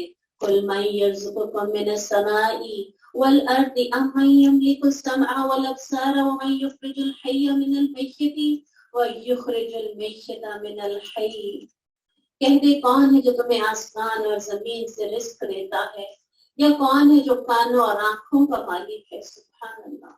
کون زندہ کو مردہ سے نکالتا ہے اور مردہ کو زندہ سے نکالتا ہے, کون ہے جو ہر کام کی تدبیر کرتا ہے. وہ ضرور کہیں گے اللہ, تو کہہ دے پھر کیا تم ڈرتے نہیں. سو وہ اللہ ہی تمہارا سچا رب ہے, پھر حق کے بعد گمراہی کے سوا کیا ہے, پھر کہاں سے پھیرے جاتے ہیں. اسی طرح تیرے رب کی بات ان لوگوں پر سچی ہو گئی جنہوں نے نافرمانی کی, بے شک وہ ایمان نہیں لائیں گے. کہہ دے کیا تمہارے شریکوں میں سے کوئی ہے جو پیدائش کی ابتدا کرتا ہو. کتنے ہی ڈاکٹرز ہیں جو ترس رہے ہیں اولاد کے لیے, نہیں ملتی, اور کتنے ہی ایسے ہیں کہ ڈاکٹرز کہتے ہیں سب کچھ ٹھیک ہے, کوئی مسئلہ نہیں ہے, بس اللہ کے حکم کی دیر ہے. پھر اسے دوبارہ بناتا ہو, کہہ دے اللہ ہی پیدائش کی ابتدا کرتا ہے پھر اسے دوبارہ بناتا ہے, تم کہاں سے بہکائے جاتے ہو. کہہ دے کیا تمہارے شریکوں میں سے کوئی ہے جو حق کی طرف رہنمائی کرے. من یہدی الی الحق قل اللہ یہدی للحق, کہہ دے حق کے لیے اللہ رہنمائی کرتا. ہر چیز آپ دیکھیں, دنیا کی ہو چاہے آسمانوں کی ہو چاہے ہدایت ہو, ایک ایک بات میرا رب کھل کے بیان کر رہا ہے. اب دیکھیں کہ حضرت ابراہیم علیہ السلام نے کہا تھا الذی خلقنی فہو یہدین, میرا رب وہ ہے جس نے مجھے پیدا کیا پھر مجھے ہدایت بھی دی, مجھے راستہ بھی دکھایا. اسی طرح قرآن میں آتا ہے سبح اسم ربک الاعلی الذی خلق فسوی, جس نے درست بنایا. اللہ کا نام سب سے بلند ہے, اور پھر کیا, جس نے درست بنایا. والذی قدر فہدی, جس نے اندازہ ٹھہرایا اور پھر ہدایت بھی دی. یعنی کس طرح اس نے بنا کے چھوڑ نہیں دیا. آپ دیکھیں کہ کتنی ویریشن ہے کائنات کے اندر. ایک چھوٹی سی مکھی بھی آپ کو اڑتی ہوئی نظر آتی ہے, مکھی سے چھوٹی بھی اتنی مخلوقات ہیں کہ جو اس طرح اڑ رہی ہوتی ہیں, انسان کی عقل دنگ رہ جاتی ہے. کس نے سکھایا ان کو. اسی طرح پانی کے اندر تیرنے والے کتنے جانور, سے مچھلیاں نہیں تیرتی, آپ دیکھیں بطخ کتنی خوبصورت لگ رہی ہوتی ہے, اوپر رہ کے تیر رہی ہوتی ہے, کیا مگرمچھ ہیں. اس کے علاوہ اور کتنی مخلوقات ہیں کہ جن کو ہم نہیں جانتے. اسی طرح آپ دیکھیں کہ جیسے بچہ پیدا ہوتا ہے, کس نے سکھایا کہ ماں کی پستان کے ساتھ لگ کے دودھ پینا, کس نے سکھایا. پوری دنیا کی آپ طاقت لگا دینا, ایک بچے کو دودھ پلانا نہیں انسان سکھا سکتا. اور کس نے سکھایا وحشی جانوروں کو شکار کرنا, کیسے زبردست طریقے سے وہ پہلے رکتے ہیں اور پھر آہستہ سے ایک دم چھپٹتے ہیں. کس نے ٹریننگ دی. انسان تو اس میں سے کوئی بھی ایک کام کرتا ہے تو اس کو مہینوں لگتے ہیں. ایک جال ڈالنا سیکھنا ہے اس کو سالوں لگتے ہیں. سوئمنگ سیکھنی ہے اس کے لیے اس کو باقاعدہ ٹریننگ چاہیے, ایک دم وہ جائے گا ڈوب جائے گا. چھوٹی چھوٹی سی مخلوقات ہیں اور اللہ نے ایسی زبردست ان کی ٹریننگ کی ہوئی ہے. اللہ سبحانہ تعالیٰ کیا کہتے ہیں کہ اللہ حق کے لیے رہنمائی کرتا ہے، تو کیا جو حق کی طرف رہنمائی کرے وہ زیادہ حقدار ہے اس کی پیروی کی جائے، یا وہ جو خود اس کے سوا راستہ نہیں پاتا اسے راستہ بتایا جائے؟ تو تمہیں کیا ہے، تم کیسے فیصلے کرتے ہو؟ اور ان کی اکثر پیروی نہیں کرتے مگر ایک گمان کی، بے شک گمان حق کے مقابلے میں کچھ کام نہیں آتا، بے شک اللہ خوب جاننے والا ہے جو وہ کر رہے ہیں۔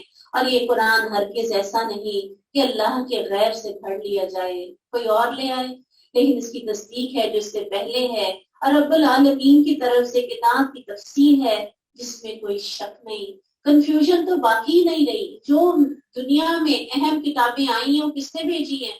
وہ اللہ نے بھیجی ہیں۔ کنفیوز ہم کہاں پہ ہو رہے، تو آسانی ہو گئی، اس تک پہنچنا بہت آسان ہے۔ کیا وہ کہتے ہیں اس نے اسے پڑھ لیا، کہہ دے تو تم اس صورت جیسی ایک لے آؤ، اللہ کے سوا جسے بلا سکو بلا لو اگر تم سچے ہو۔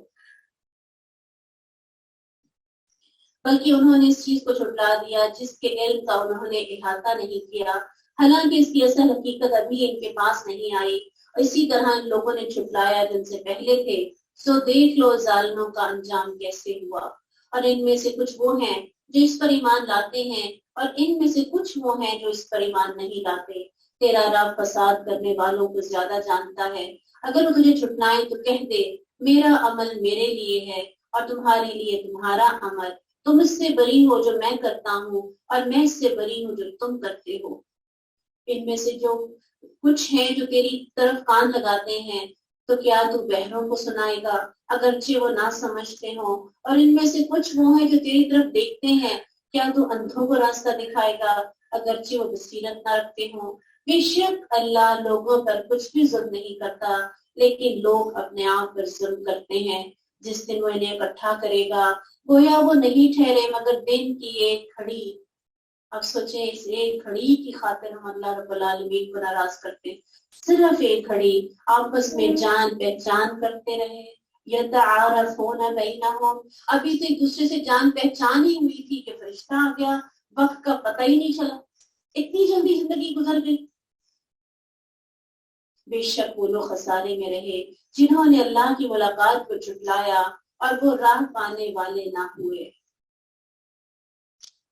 اور اگر کبھی ہم تجھے اس کا کچھ حصہ واقعی دکھلا دیں جس کا ہم نے ان سے وعدہ کیا ہے، یا تجھے اٹھا ہی لیں تو ہماری ہی طرف ان کا لوٹ کر آنا ہے، پھر اللہ اس پر اچھی طرح گواہ ہے جو وہ کر رہے ہیں۔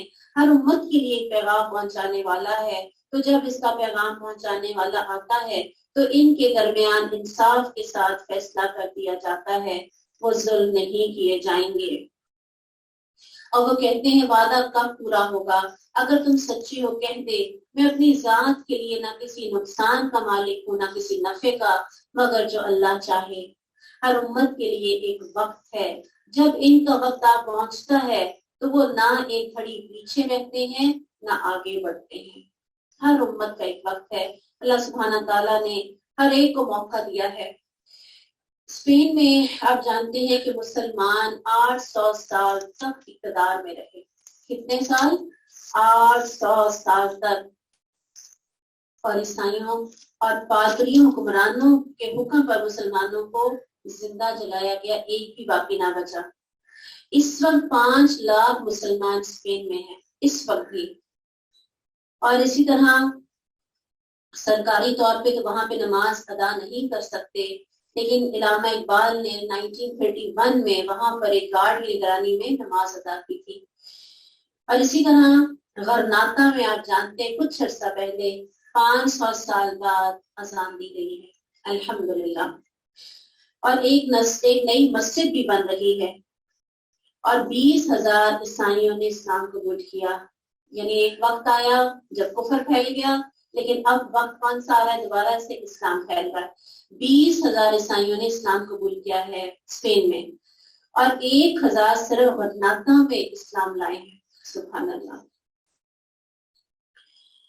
کہتے ہیں کہ اسپین جو ہے اس وقت سب سے زیادہ مسلم آبادی کا ملک بننے جا رہا ہے، اور اللہ سبحانہ تعالیٰ نے ان کو جب مسلمان تھے وہاں پہ اتنی ترقی دی کہ کہتے ہیں کہ اس کی جو سڑکیں تھی نا راتوں کو چراغوں سے جگمگاتی تھی، اتنی روشنی ہوتی ہے، جیسے اب ہمارے اسٹریٹ لائٹس ہوتی ہے نا، تو اس زمانے میں سڑکیں جو تھی اتنی جگمگاتی تھی، جبکہ لندن اور پیرس کی گلیاں اس کے 700 سال بعد بھی اندھیروں میں ڈوبی رہی ہیں۔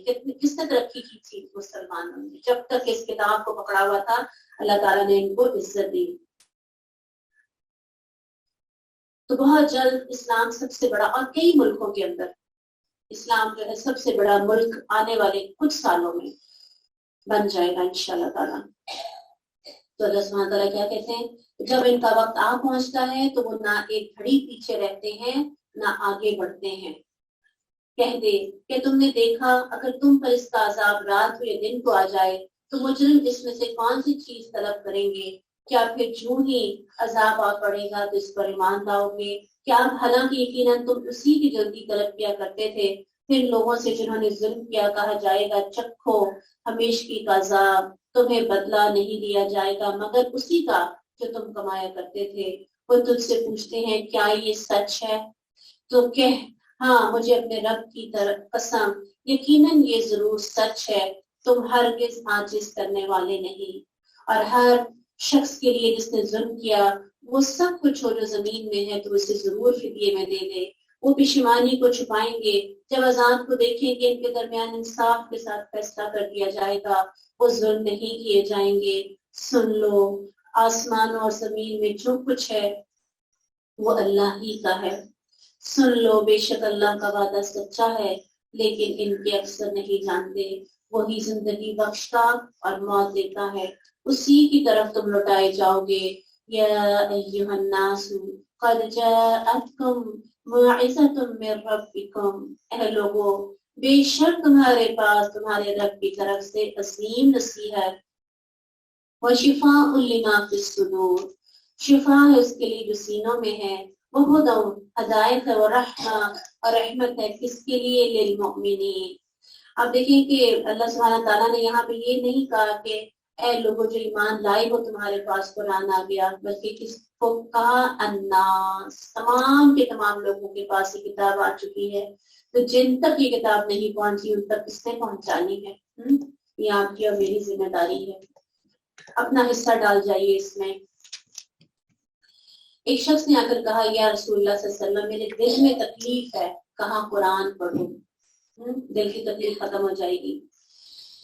اور اسی طرح ایک شخص سے کہا قرآن پڑھو اور قبر کو یاد کرو، تو اللہ سبحانہ تعالیٰ کیا کہتے ہیں؟ اس میں شفا ہے، جسمانی بیماریوں کی بھی اور روحانی بیماریوں کی بھی، اور کیا ہے؟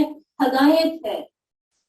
ہر آیت ہدایت کا سب چشمہ ہے۔ کوئی دنیا کی ایسی کتاب نہیں کہ ایک بھی آپ دیکھ لیں آیت ایسی نہیں ہے جو بلا مقصد ہو، ہر آیت کا کوئی نہ کوئی مقصد ہے۔ اور اسی طرح رحمت ہی رحمت ہے، خیر ہی خیر ہے، برکت ہی برکت ہے، کس کے لیے؟ جو ایمان لانے والے ہیں، للمؤمنین، جو اس کو خوش دلی سے پڑھتے ہیں، ان کو یہ سب فائدے حاصل ہوں گے۔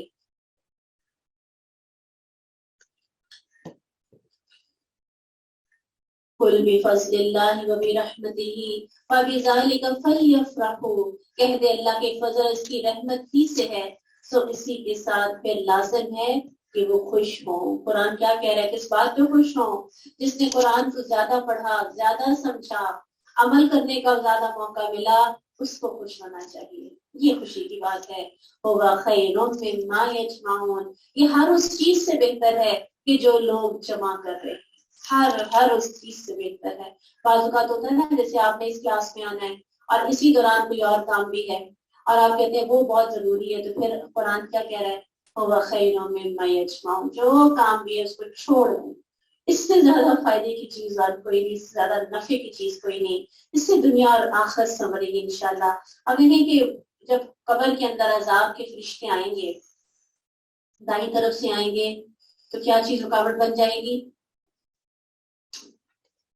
دائیں طرف سے نماز رکاوٹ بن جائے گی، اور بائیں طرف سے زکوٰۃ، اور سر کی طرف سے قرآن، اور پاؤں کی طرف سے جو چل کر مسجدوں قدم جاتے ہیں اور ہمارے چل کے یہاں تک آتے ہیں نا، تو یہ قرآن جو ہے نا سر کی طرف جب عذاب آئے گا اس کو روکے گا انشاءاللہ تعالی۔ وَهُوَ خَيْرٌ مِّمَّا يَجْمَعُونَ، ہر اس چیز، ہر اس شوق، ہر اس محبت جس سے بھی ہے ہمیں، اس سے بہتر ہے، اس کو جمع کریں، اس کو اکٹھا کریں، اس میں اضافہ کریں۔ کیا تم نے نہیں دیکھا جو اللہ نے تمہارے لیے رزق اتارا، پھر تم نے اس میں سے کچھ حرام اور کچھ حلال بنا لیا، کیا اللہ نے تمہیں اجازت دی ہے، یا تم اللہ پر جھوٹ باندھ رہے ہو؟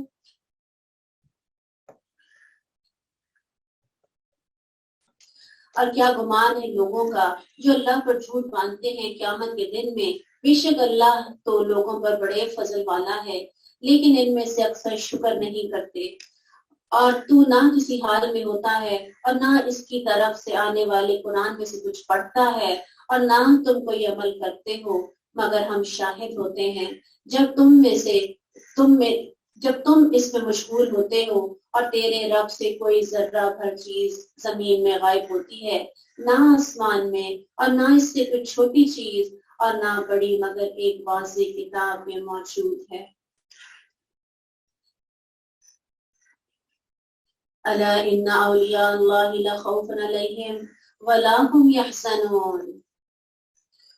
سن لو بے شک اللہ کے دوست، ان پر نہ کوئی خوف ہے اور نہ وہ غمگین ہوں گے۔ سبحان اللہ۔ تو پھر کس سے دوستی کرنی ہے؟ سب سے زیادہ گہری اللہ سبحانہ تعالیٰ سے کیسے ہوگی؟ اس کتاب سے جتنی ہماری گہری دوستی ہوگی اتنی اللہ سبحانہ تعالیٰ کے ساتھ ہوگی، اور جتنا ہم سنت پہ عمل کرتے جائیں گے اتنا ہی اللہ سبحانہ تعالیٰ کے ساتھ ہماری دوستی ہوگی۔ اب دیکھیں کہ ولی اللہ کا کیا مطلب ہے، اولیاء اللہ کا کیا مطلب ہے؟ جس کو دیکھ کر اللہ یاد آئے، جس کے پاس بیٹھ کے ایمان کا لیول بڑھے، جس کے پاس بیٹھ کے انسان کا دل چاہے دین کی خاطر پہ قربانی کرنے کا، اور اس کا دل چاہے کہ میں اللہ کی باتیں سنوں اور اللہ کی باتیں آگے سنواؤں۔ یہ ہے ایمان والے، اور جو ایمان لائے اور جو بچا کرتے تھے، انہی کے لیے دنیا کی زندگی میں خوشخبری ہے۔ سبحان اللہ۔ اور آخرت میں بھی ابو ہریرہ کی روایت ہے کہ رسول اللہ صلی اللہ علیہ وسلم نے فرمایا، یقیناً کچھ بندگان الہی ایسے بھی ہوں گے جن پر انبیاء اور شہداء رشک کریں گے۔ صحابہ کرام نے پوچھا، اے اللہ کے رسول، کون ثابت مند لوگ ہیں تاکہ ہم بھی ان سے محبت کریں؟ فرمایا، وہ لوگ کسی لالچ یا نسبی تعلق کے بغیر ایک دوسرے سے محبت کرتے ہوں گے، ان کے چہرے نور سے منور ہوں گے، وہ نور کے ممبروں پر جلوہ افروز ہوں گے۔ جب لوگ خوف میں مبتلا ہوں گے ان کو کوئی خوف نہ ہوگا، جب لوگ غمناک ہوں گے ان کو کوئی غم نہ ہوگا۔ پھر آپ نے یہ آیت پڑھی، لا تبدیل لکلمات اللہ، شک نہ کیجیے، اللہ کی باتوں میں کوئی تبدیلی نہیں۔ ذالک هو الفوز العظیم۔ اچھا، دنیا میں بھی ان کے لیے خوشخبریاں ہیں۔ دنیا میں کیا خوشخبری ہے؟ جیسے آیا نا، ابھی ہم نے پڑھا بشریٰ فی الحیات الدنیا، دنیا میں خوشخبریاں۔ دنیا میں خوشخبریاں کیا ہیں کہ اللہ سبحانہ تعالیٰ نے کہا کہ جو بھی نیک عمل کرے، مرد ہو یا عورت، مومن ہو، تو ہم اس سے ضرور زندگی بخشیں گے، اور پاکیزہ زندگی اللہ کا وعدہ ہے۔ اسی طرح تقدیر پر ایمان اس کو ملے گا، یہ اس کے لیے خوشخبری ہے۔ کوئی بھی غم آئے گا اس کو یقین ہوگا میرے رب کی طرف سے ہے، اس کو ایک خاص قسم کی طاقت ملے گی۔ اور اس کے علاوہ کیا ہے؟ اچھے خواب، یہ بھی خوشخبریاں ہیں جو اللہ سبحانہ تعالیٰ دیتے ہیں۔ نبوت میں سے کوئی چیز باقی نہیں رہی، رسول اللہ صلی اللہ علیہ وسلم نے فرمایا، سوائے مبشرات کے، اور وہ کیا ہیں؟ بشارتیں۔ خاص طور پہ کوئی فوت ہو جائے تو اس کے بعد اگر وہ نظر آتا ہے اور اچھی حالت میں نظر آتا ہے اور کوئی اللہ سبحانہ تعالیٰ پیغام دیتے ہیں تو یہ ایک بہت بڑی ہمارے لیے خوشخبری بن جاتی ہے۔ اور اسی طرح بشارت بھی ہو سکتی ہے، وہ کب ملے گی؟ جب فرشتے ہمارے پاس آئیں گے جان نکالنے کے لیے۔ دنیا کی خوشخبریاں ہیں۔ اور اسی طرح پانچویں کیا ہے؟ لوگوں کے دلوں میں محبت پیدا ہو جانا، یہ بھی خوشخبریاں ہیں۔ کسی شخص نے اسی طرح سوال کیا تو رسول اللہ صلی اللہ علیہ وسلم نے فرمایا، یہ بھی اللہ کی طرف سے انعام ہے مومن کے لیے۔ وہ اللہ سے محبت کرتا ہے تو اللہ تعالیٰ مومنوں کے دلوں میں اس کی محبت ڈال دیتی ہے۔ یہ دنیا میں ملنے والی محبت ہے۔ اور اسی طرح چھٹی کیا ہے؟ دعاؤں کی قبولیت۔ دعائیں بھی انسان اللہ سے مانگتا ہے، اللہ سبحانہ تعالیٰ نے فرمایا، رسول اللہ نے کہا، اللہ تعالیٰ کے کچھ ایسے بندے ہیں اگر اللہ کا قسم ڈال دیں تو اسے پورا کرتے ہیں۔ اللہ کے ایسے بندے جب اللہ سے مانگیں اللہ تعالیٰ عطا کرتے ہیں۔ اور تجھے ان کی بات غمگین نہ کرے، بے شک عزت سب اللہ کے لیے، وہی سب کچھ سننے والا، سب کچھ جاننے والا ہے۔ سن لو، بے شک اللہ ہی کے لیے جو کچھ آسمانوں میں ہے، جو زمین میں ہے۔ جو لوگ اللہ کہ غیر کو پکارتے ہیں، وہ کسی بھی قسم کے شریکوں کی پیروی نہیں کر رہے، وہ پیروی نہیں کرتے مگر گمان کی، اور وہ اس کے سوا کچھ نہیں بلکہ اٹکیلیں دوڑاتے ہیں۔ وہی تو ہے جس نے تمہارے لیے رات بنائی تاکہ تم اس میں آرام کرو، دن کو روشن، بے شک اسی میں لوگوں کے لیے یقیناً بہت سی نشانیاں ہیں جو سنتے ہیں۔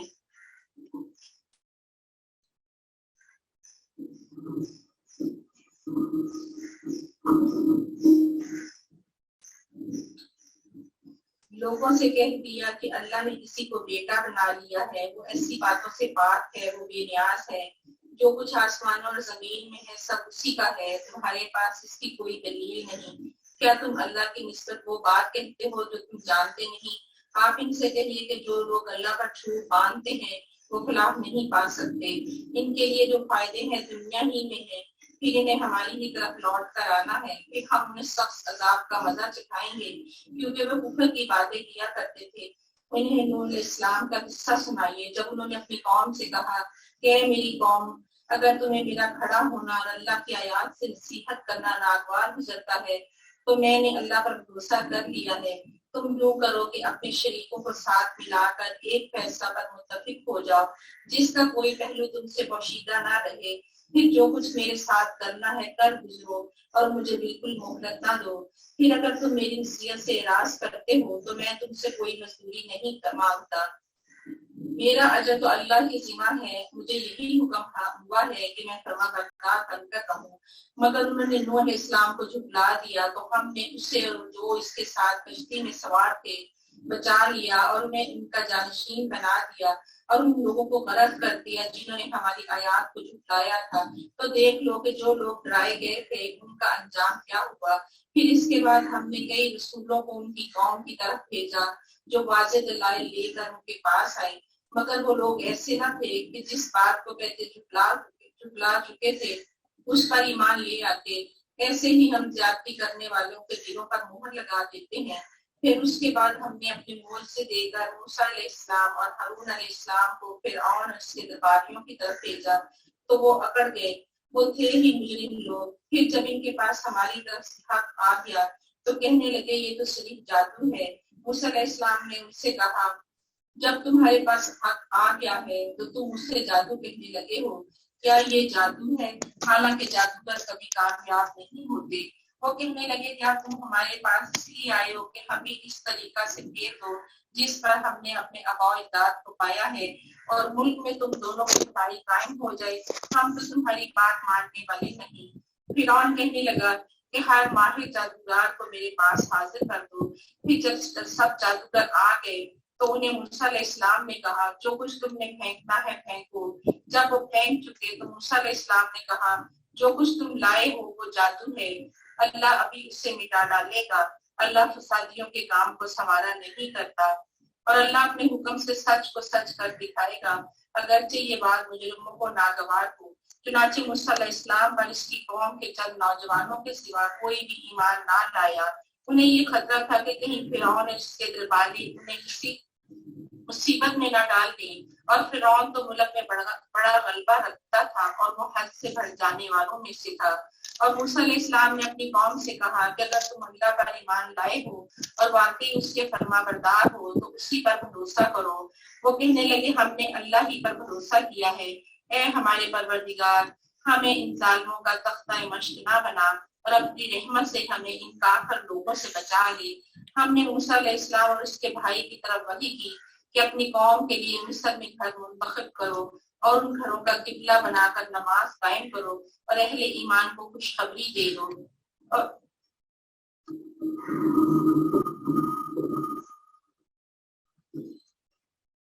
اب یہاں سے پتہ چلتا ہے کہ بنی اسرائیل کے اوپر بھی نماز فرض تھی، اور جیسا کہ یہاں پر کہا گیا کہ مصر میں کچھ گھروں کو ٹھکانہ مقرر کر لو اور اپنے گھروں کو قبلہ رخ بنا لو، تو سب جو ان کے گھر تھے انہوں نے قبلہ رخ بنائے۔ ان کو مسجدیں بنانے کی اجازت نہیں تھی، فرعون نے سختی کر دی تھی، ان کو مسجد میں جا کے عبادت کرنے سے روک دیا تھا، تو اللہ سبحانہ تعالیٰ نے کہا پھر اپنے گھروں کو اس طرح بناؤ کہ وہاں پہ اپنی عبادت کرو۔ اور پھر فرعون کو دوبارہ سے پتہ چل گیا، اس نے پھر ان کو اس کام سے بھی روک دیا تھا۔ اور ایمان والوں کو خوشخبری دے دے۔ اور موسیٰ نے کہا اے میرے رب، بے شک تو نے فرعون اور اس کے سرداروں کو دنیا کی زندگی میں بہت سی زینت اور اموال عطا کیے، اے ہمارے رب تاکہ وہ تیرے راستے سے گم کر دیں، اے ہمارے رب ان کے مالوں کو مٹا دے۔ اب آپ دیکھیں کہ ایک نبی دعا کر رہے ہیں اور کوئی جلدی نہیں کر رہے، کہتے ہیں کہ 40 سال لگے تھے اس دعا کو قبول ہونے کی۔ اے ہمارے رب تاکہ تیرے راستے سے گمراہ کر دیں، اے ہمارے رب ان کے مالوں کو مٹا دے، ان کے دلوں پر سخت گرا لگا دے، پس وہ ایمان نہ لائیں یہاں تک کہ دردناک عذاب دیکھ لیں۔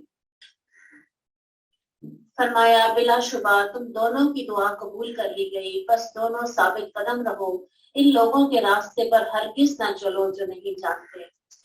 وجاوزنا ببنی اسرائیل البحر فأتبعهم فرعون وجنوده بغيا وعدوا، ہم نے بنی اسرائیل کو سمندر سے پار کر دیا تو فرعون اور اس کے لشکروں نے سرکشی اور زیادتی کرتے ہوئے ان کا پیچھا کیا، یہاں تک کہ جب وہ ڈوبنے لگا قال آمنت انہ لا الہ الا اللہ، کہنے لگا کہ میں ایمان لے آیا، حق یہ ہے کہ اس کے سوا کوئی معبود نہیں۔ آمنت بھی بنو اسرائیل وانا من المسلمین، جس پر بنی اسرائیل ایمان لائے اور میں فرما برداروں میں سے ہوں۔ الآن، کیا کہا گیا اللہ سبحانہ تعالیٰ کی طرف سے؟ اب وقد عصیت قبل وکنت من المفسدین، حالانکہ بے شک تو نے اس سے پہلے نافرمانی کی اور تو فساد کرنے والوں میں سے تھا۔ تو جب ڈوبنے لگا تھا فرعون تو اس وقت تو وہ بھی ایمان لے آیا تھا، لیکن وہ ایمان لانا بھی اس کو فائدہ نہ دیا۔ جبریل امین نے رسول اللہ صلی اللہ علیہ وسلم سے فرمایا کاش آپ اس وقت دیکھتے جب سمندر کا سیاہ کیچڑ میں نے فرعون کے منہ کے اندر دے دیا تھا کہ مبادہ اس طرح اس کے پکارنے پر اللہ سبحانہ تعالیٰ کی رحمت ہی نہ اس پر آ جائے اور اللہ تعالیٰ اس کو معاف ہی نہ کر دے۔ اس سے پتہ چلتا ہے کتنا ظالم تھا اور فرشتے بھی نہیں چاہتے تھے کہ اب اس کو معاف کیا جائے۔ ان اللہ یقبل توبۃ العبد ما لم یغرغر، حدیث ہے بے شک اللہ بندے کی توبہ قبول کرتا ہے جب تک اس کا غرغرہ نہ ہو۔ تو اس نے غرغرے میں جب اللہ کو پکارا تو کچھ فائدہ نہ دیا، کچھ فائدہ نہ دیا۔ بس آج ہم تجھے بدن کے ساتھ بچا لیں گے، فَالْيَوْمَ نُنَجِّيكَ بِبَدَنِكَ لِتَكُونَ لِمَنْ خَلْفَكَ آیَةً، تاکہ تو ان کے لیے عظیم نشانی بنے جو تیرے بعد ہوں، اور بے شک بہت سے لوگ ہماری نشانیوں سے یقیناً غافل ہیں۔ تو یہ والی نشانی جو ہے یہ بھی اللہ سبحانہ تعالیٰ نے ہم لوگوں کو دکھائی ہے۔ اس سے پہلے کی جو امتیں گزر چکی ہیں ان کو یہ نہیں نظر آئی، لیکن تو یقین تھا۔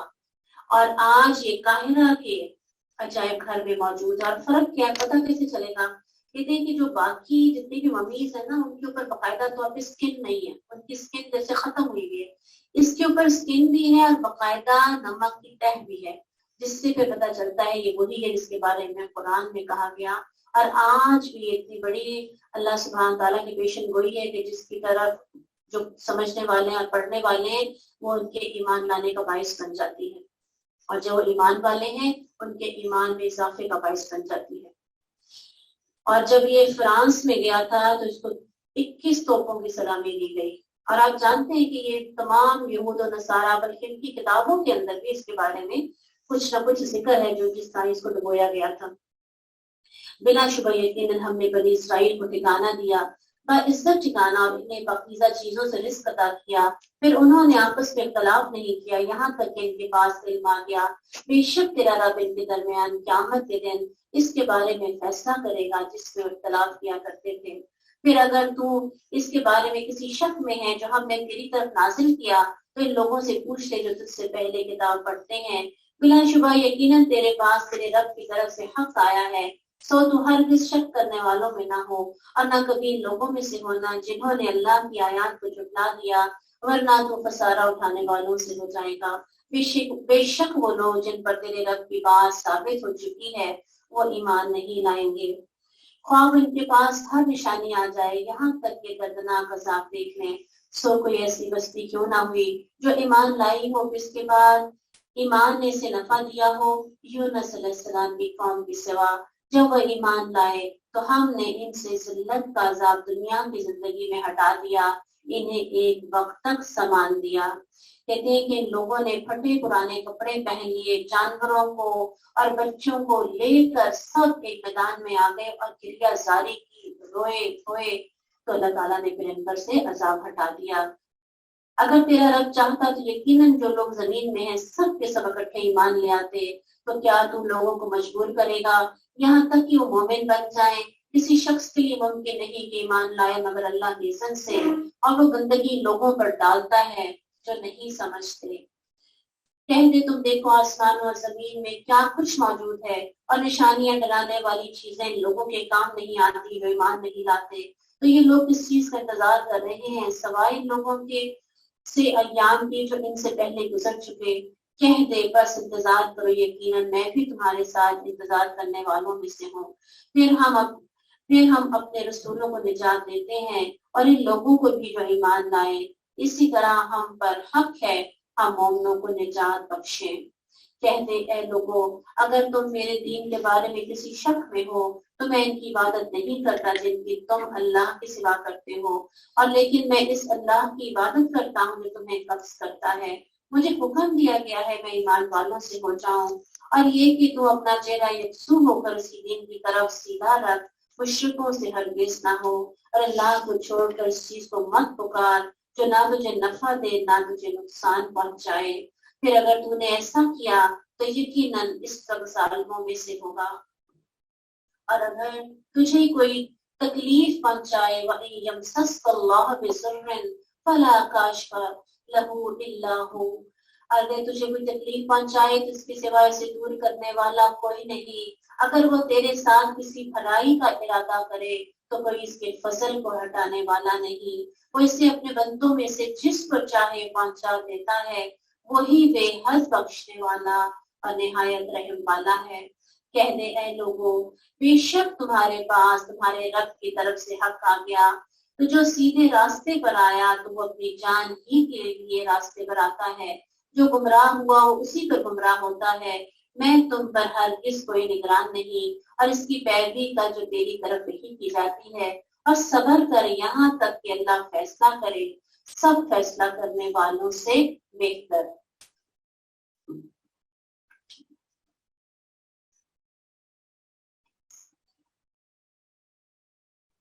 सदक़ल्लाहुल अज़ीम।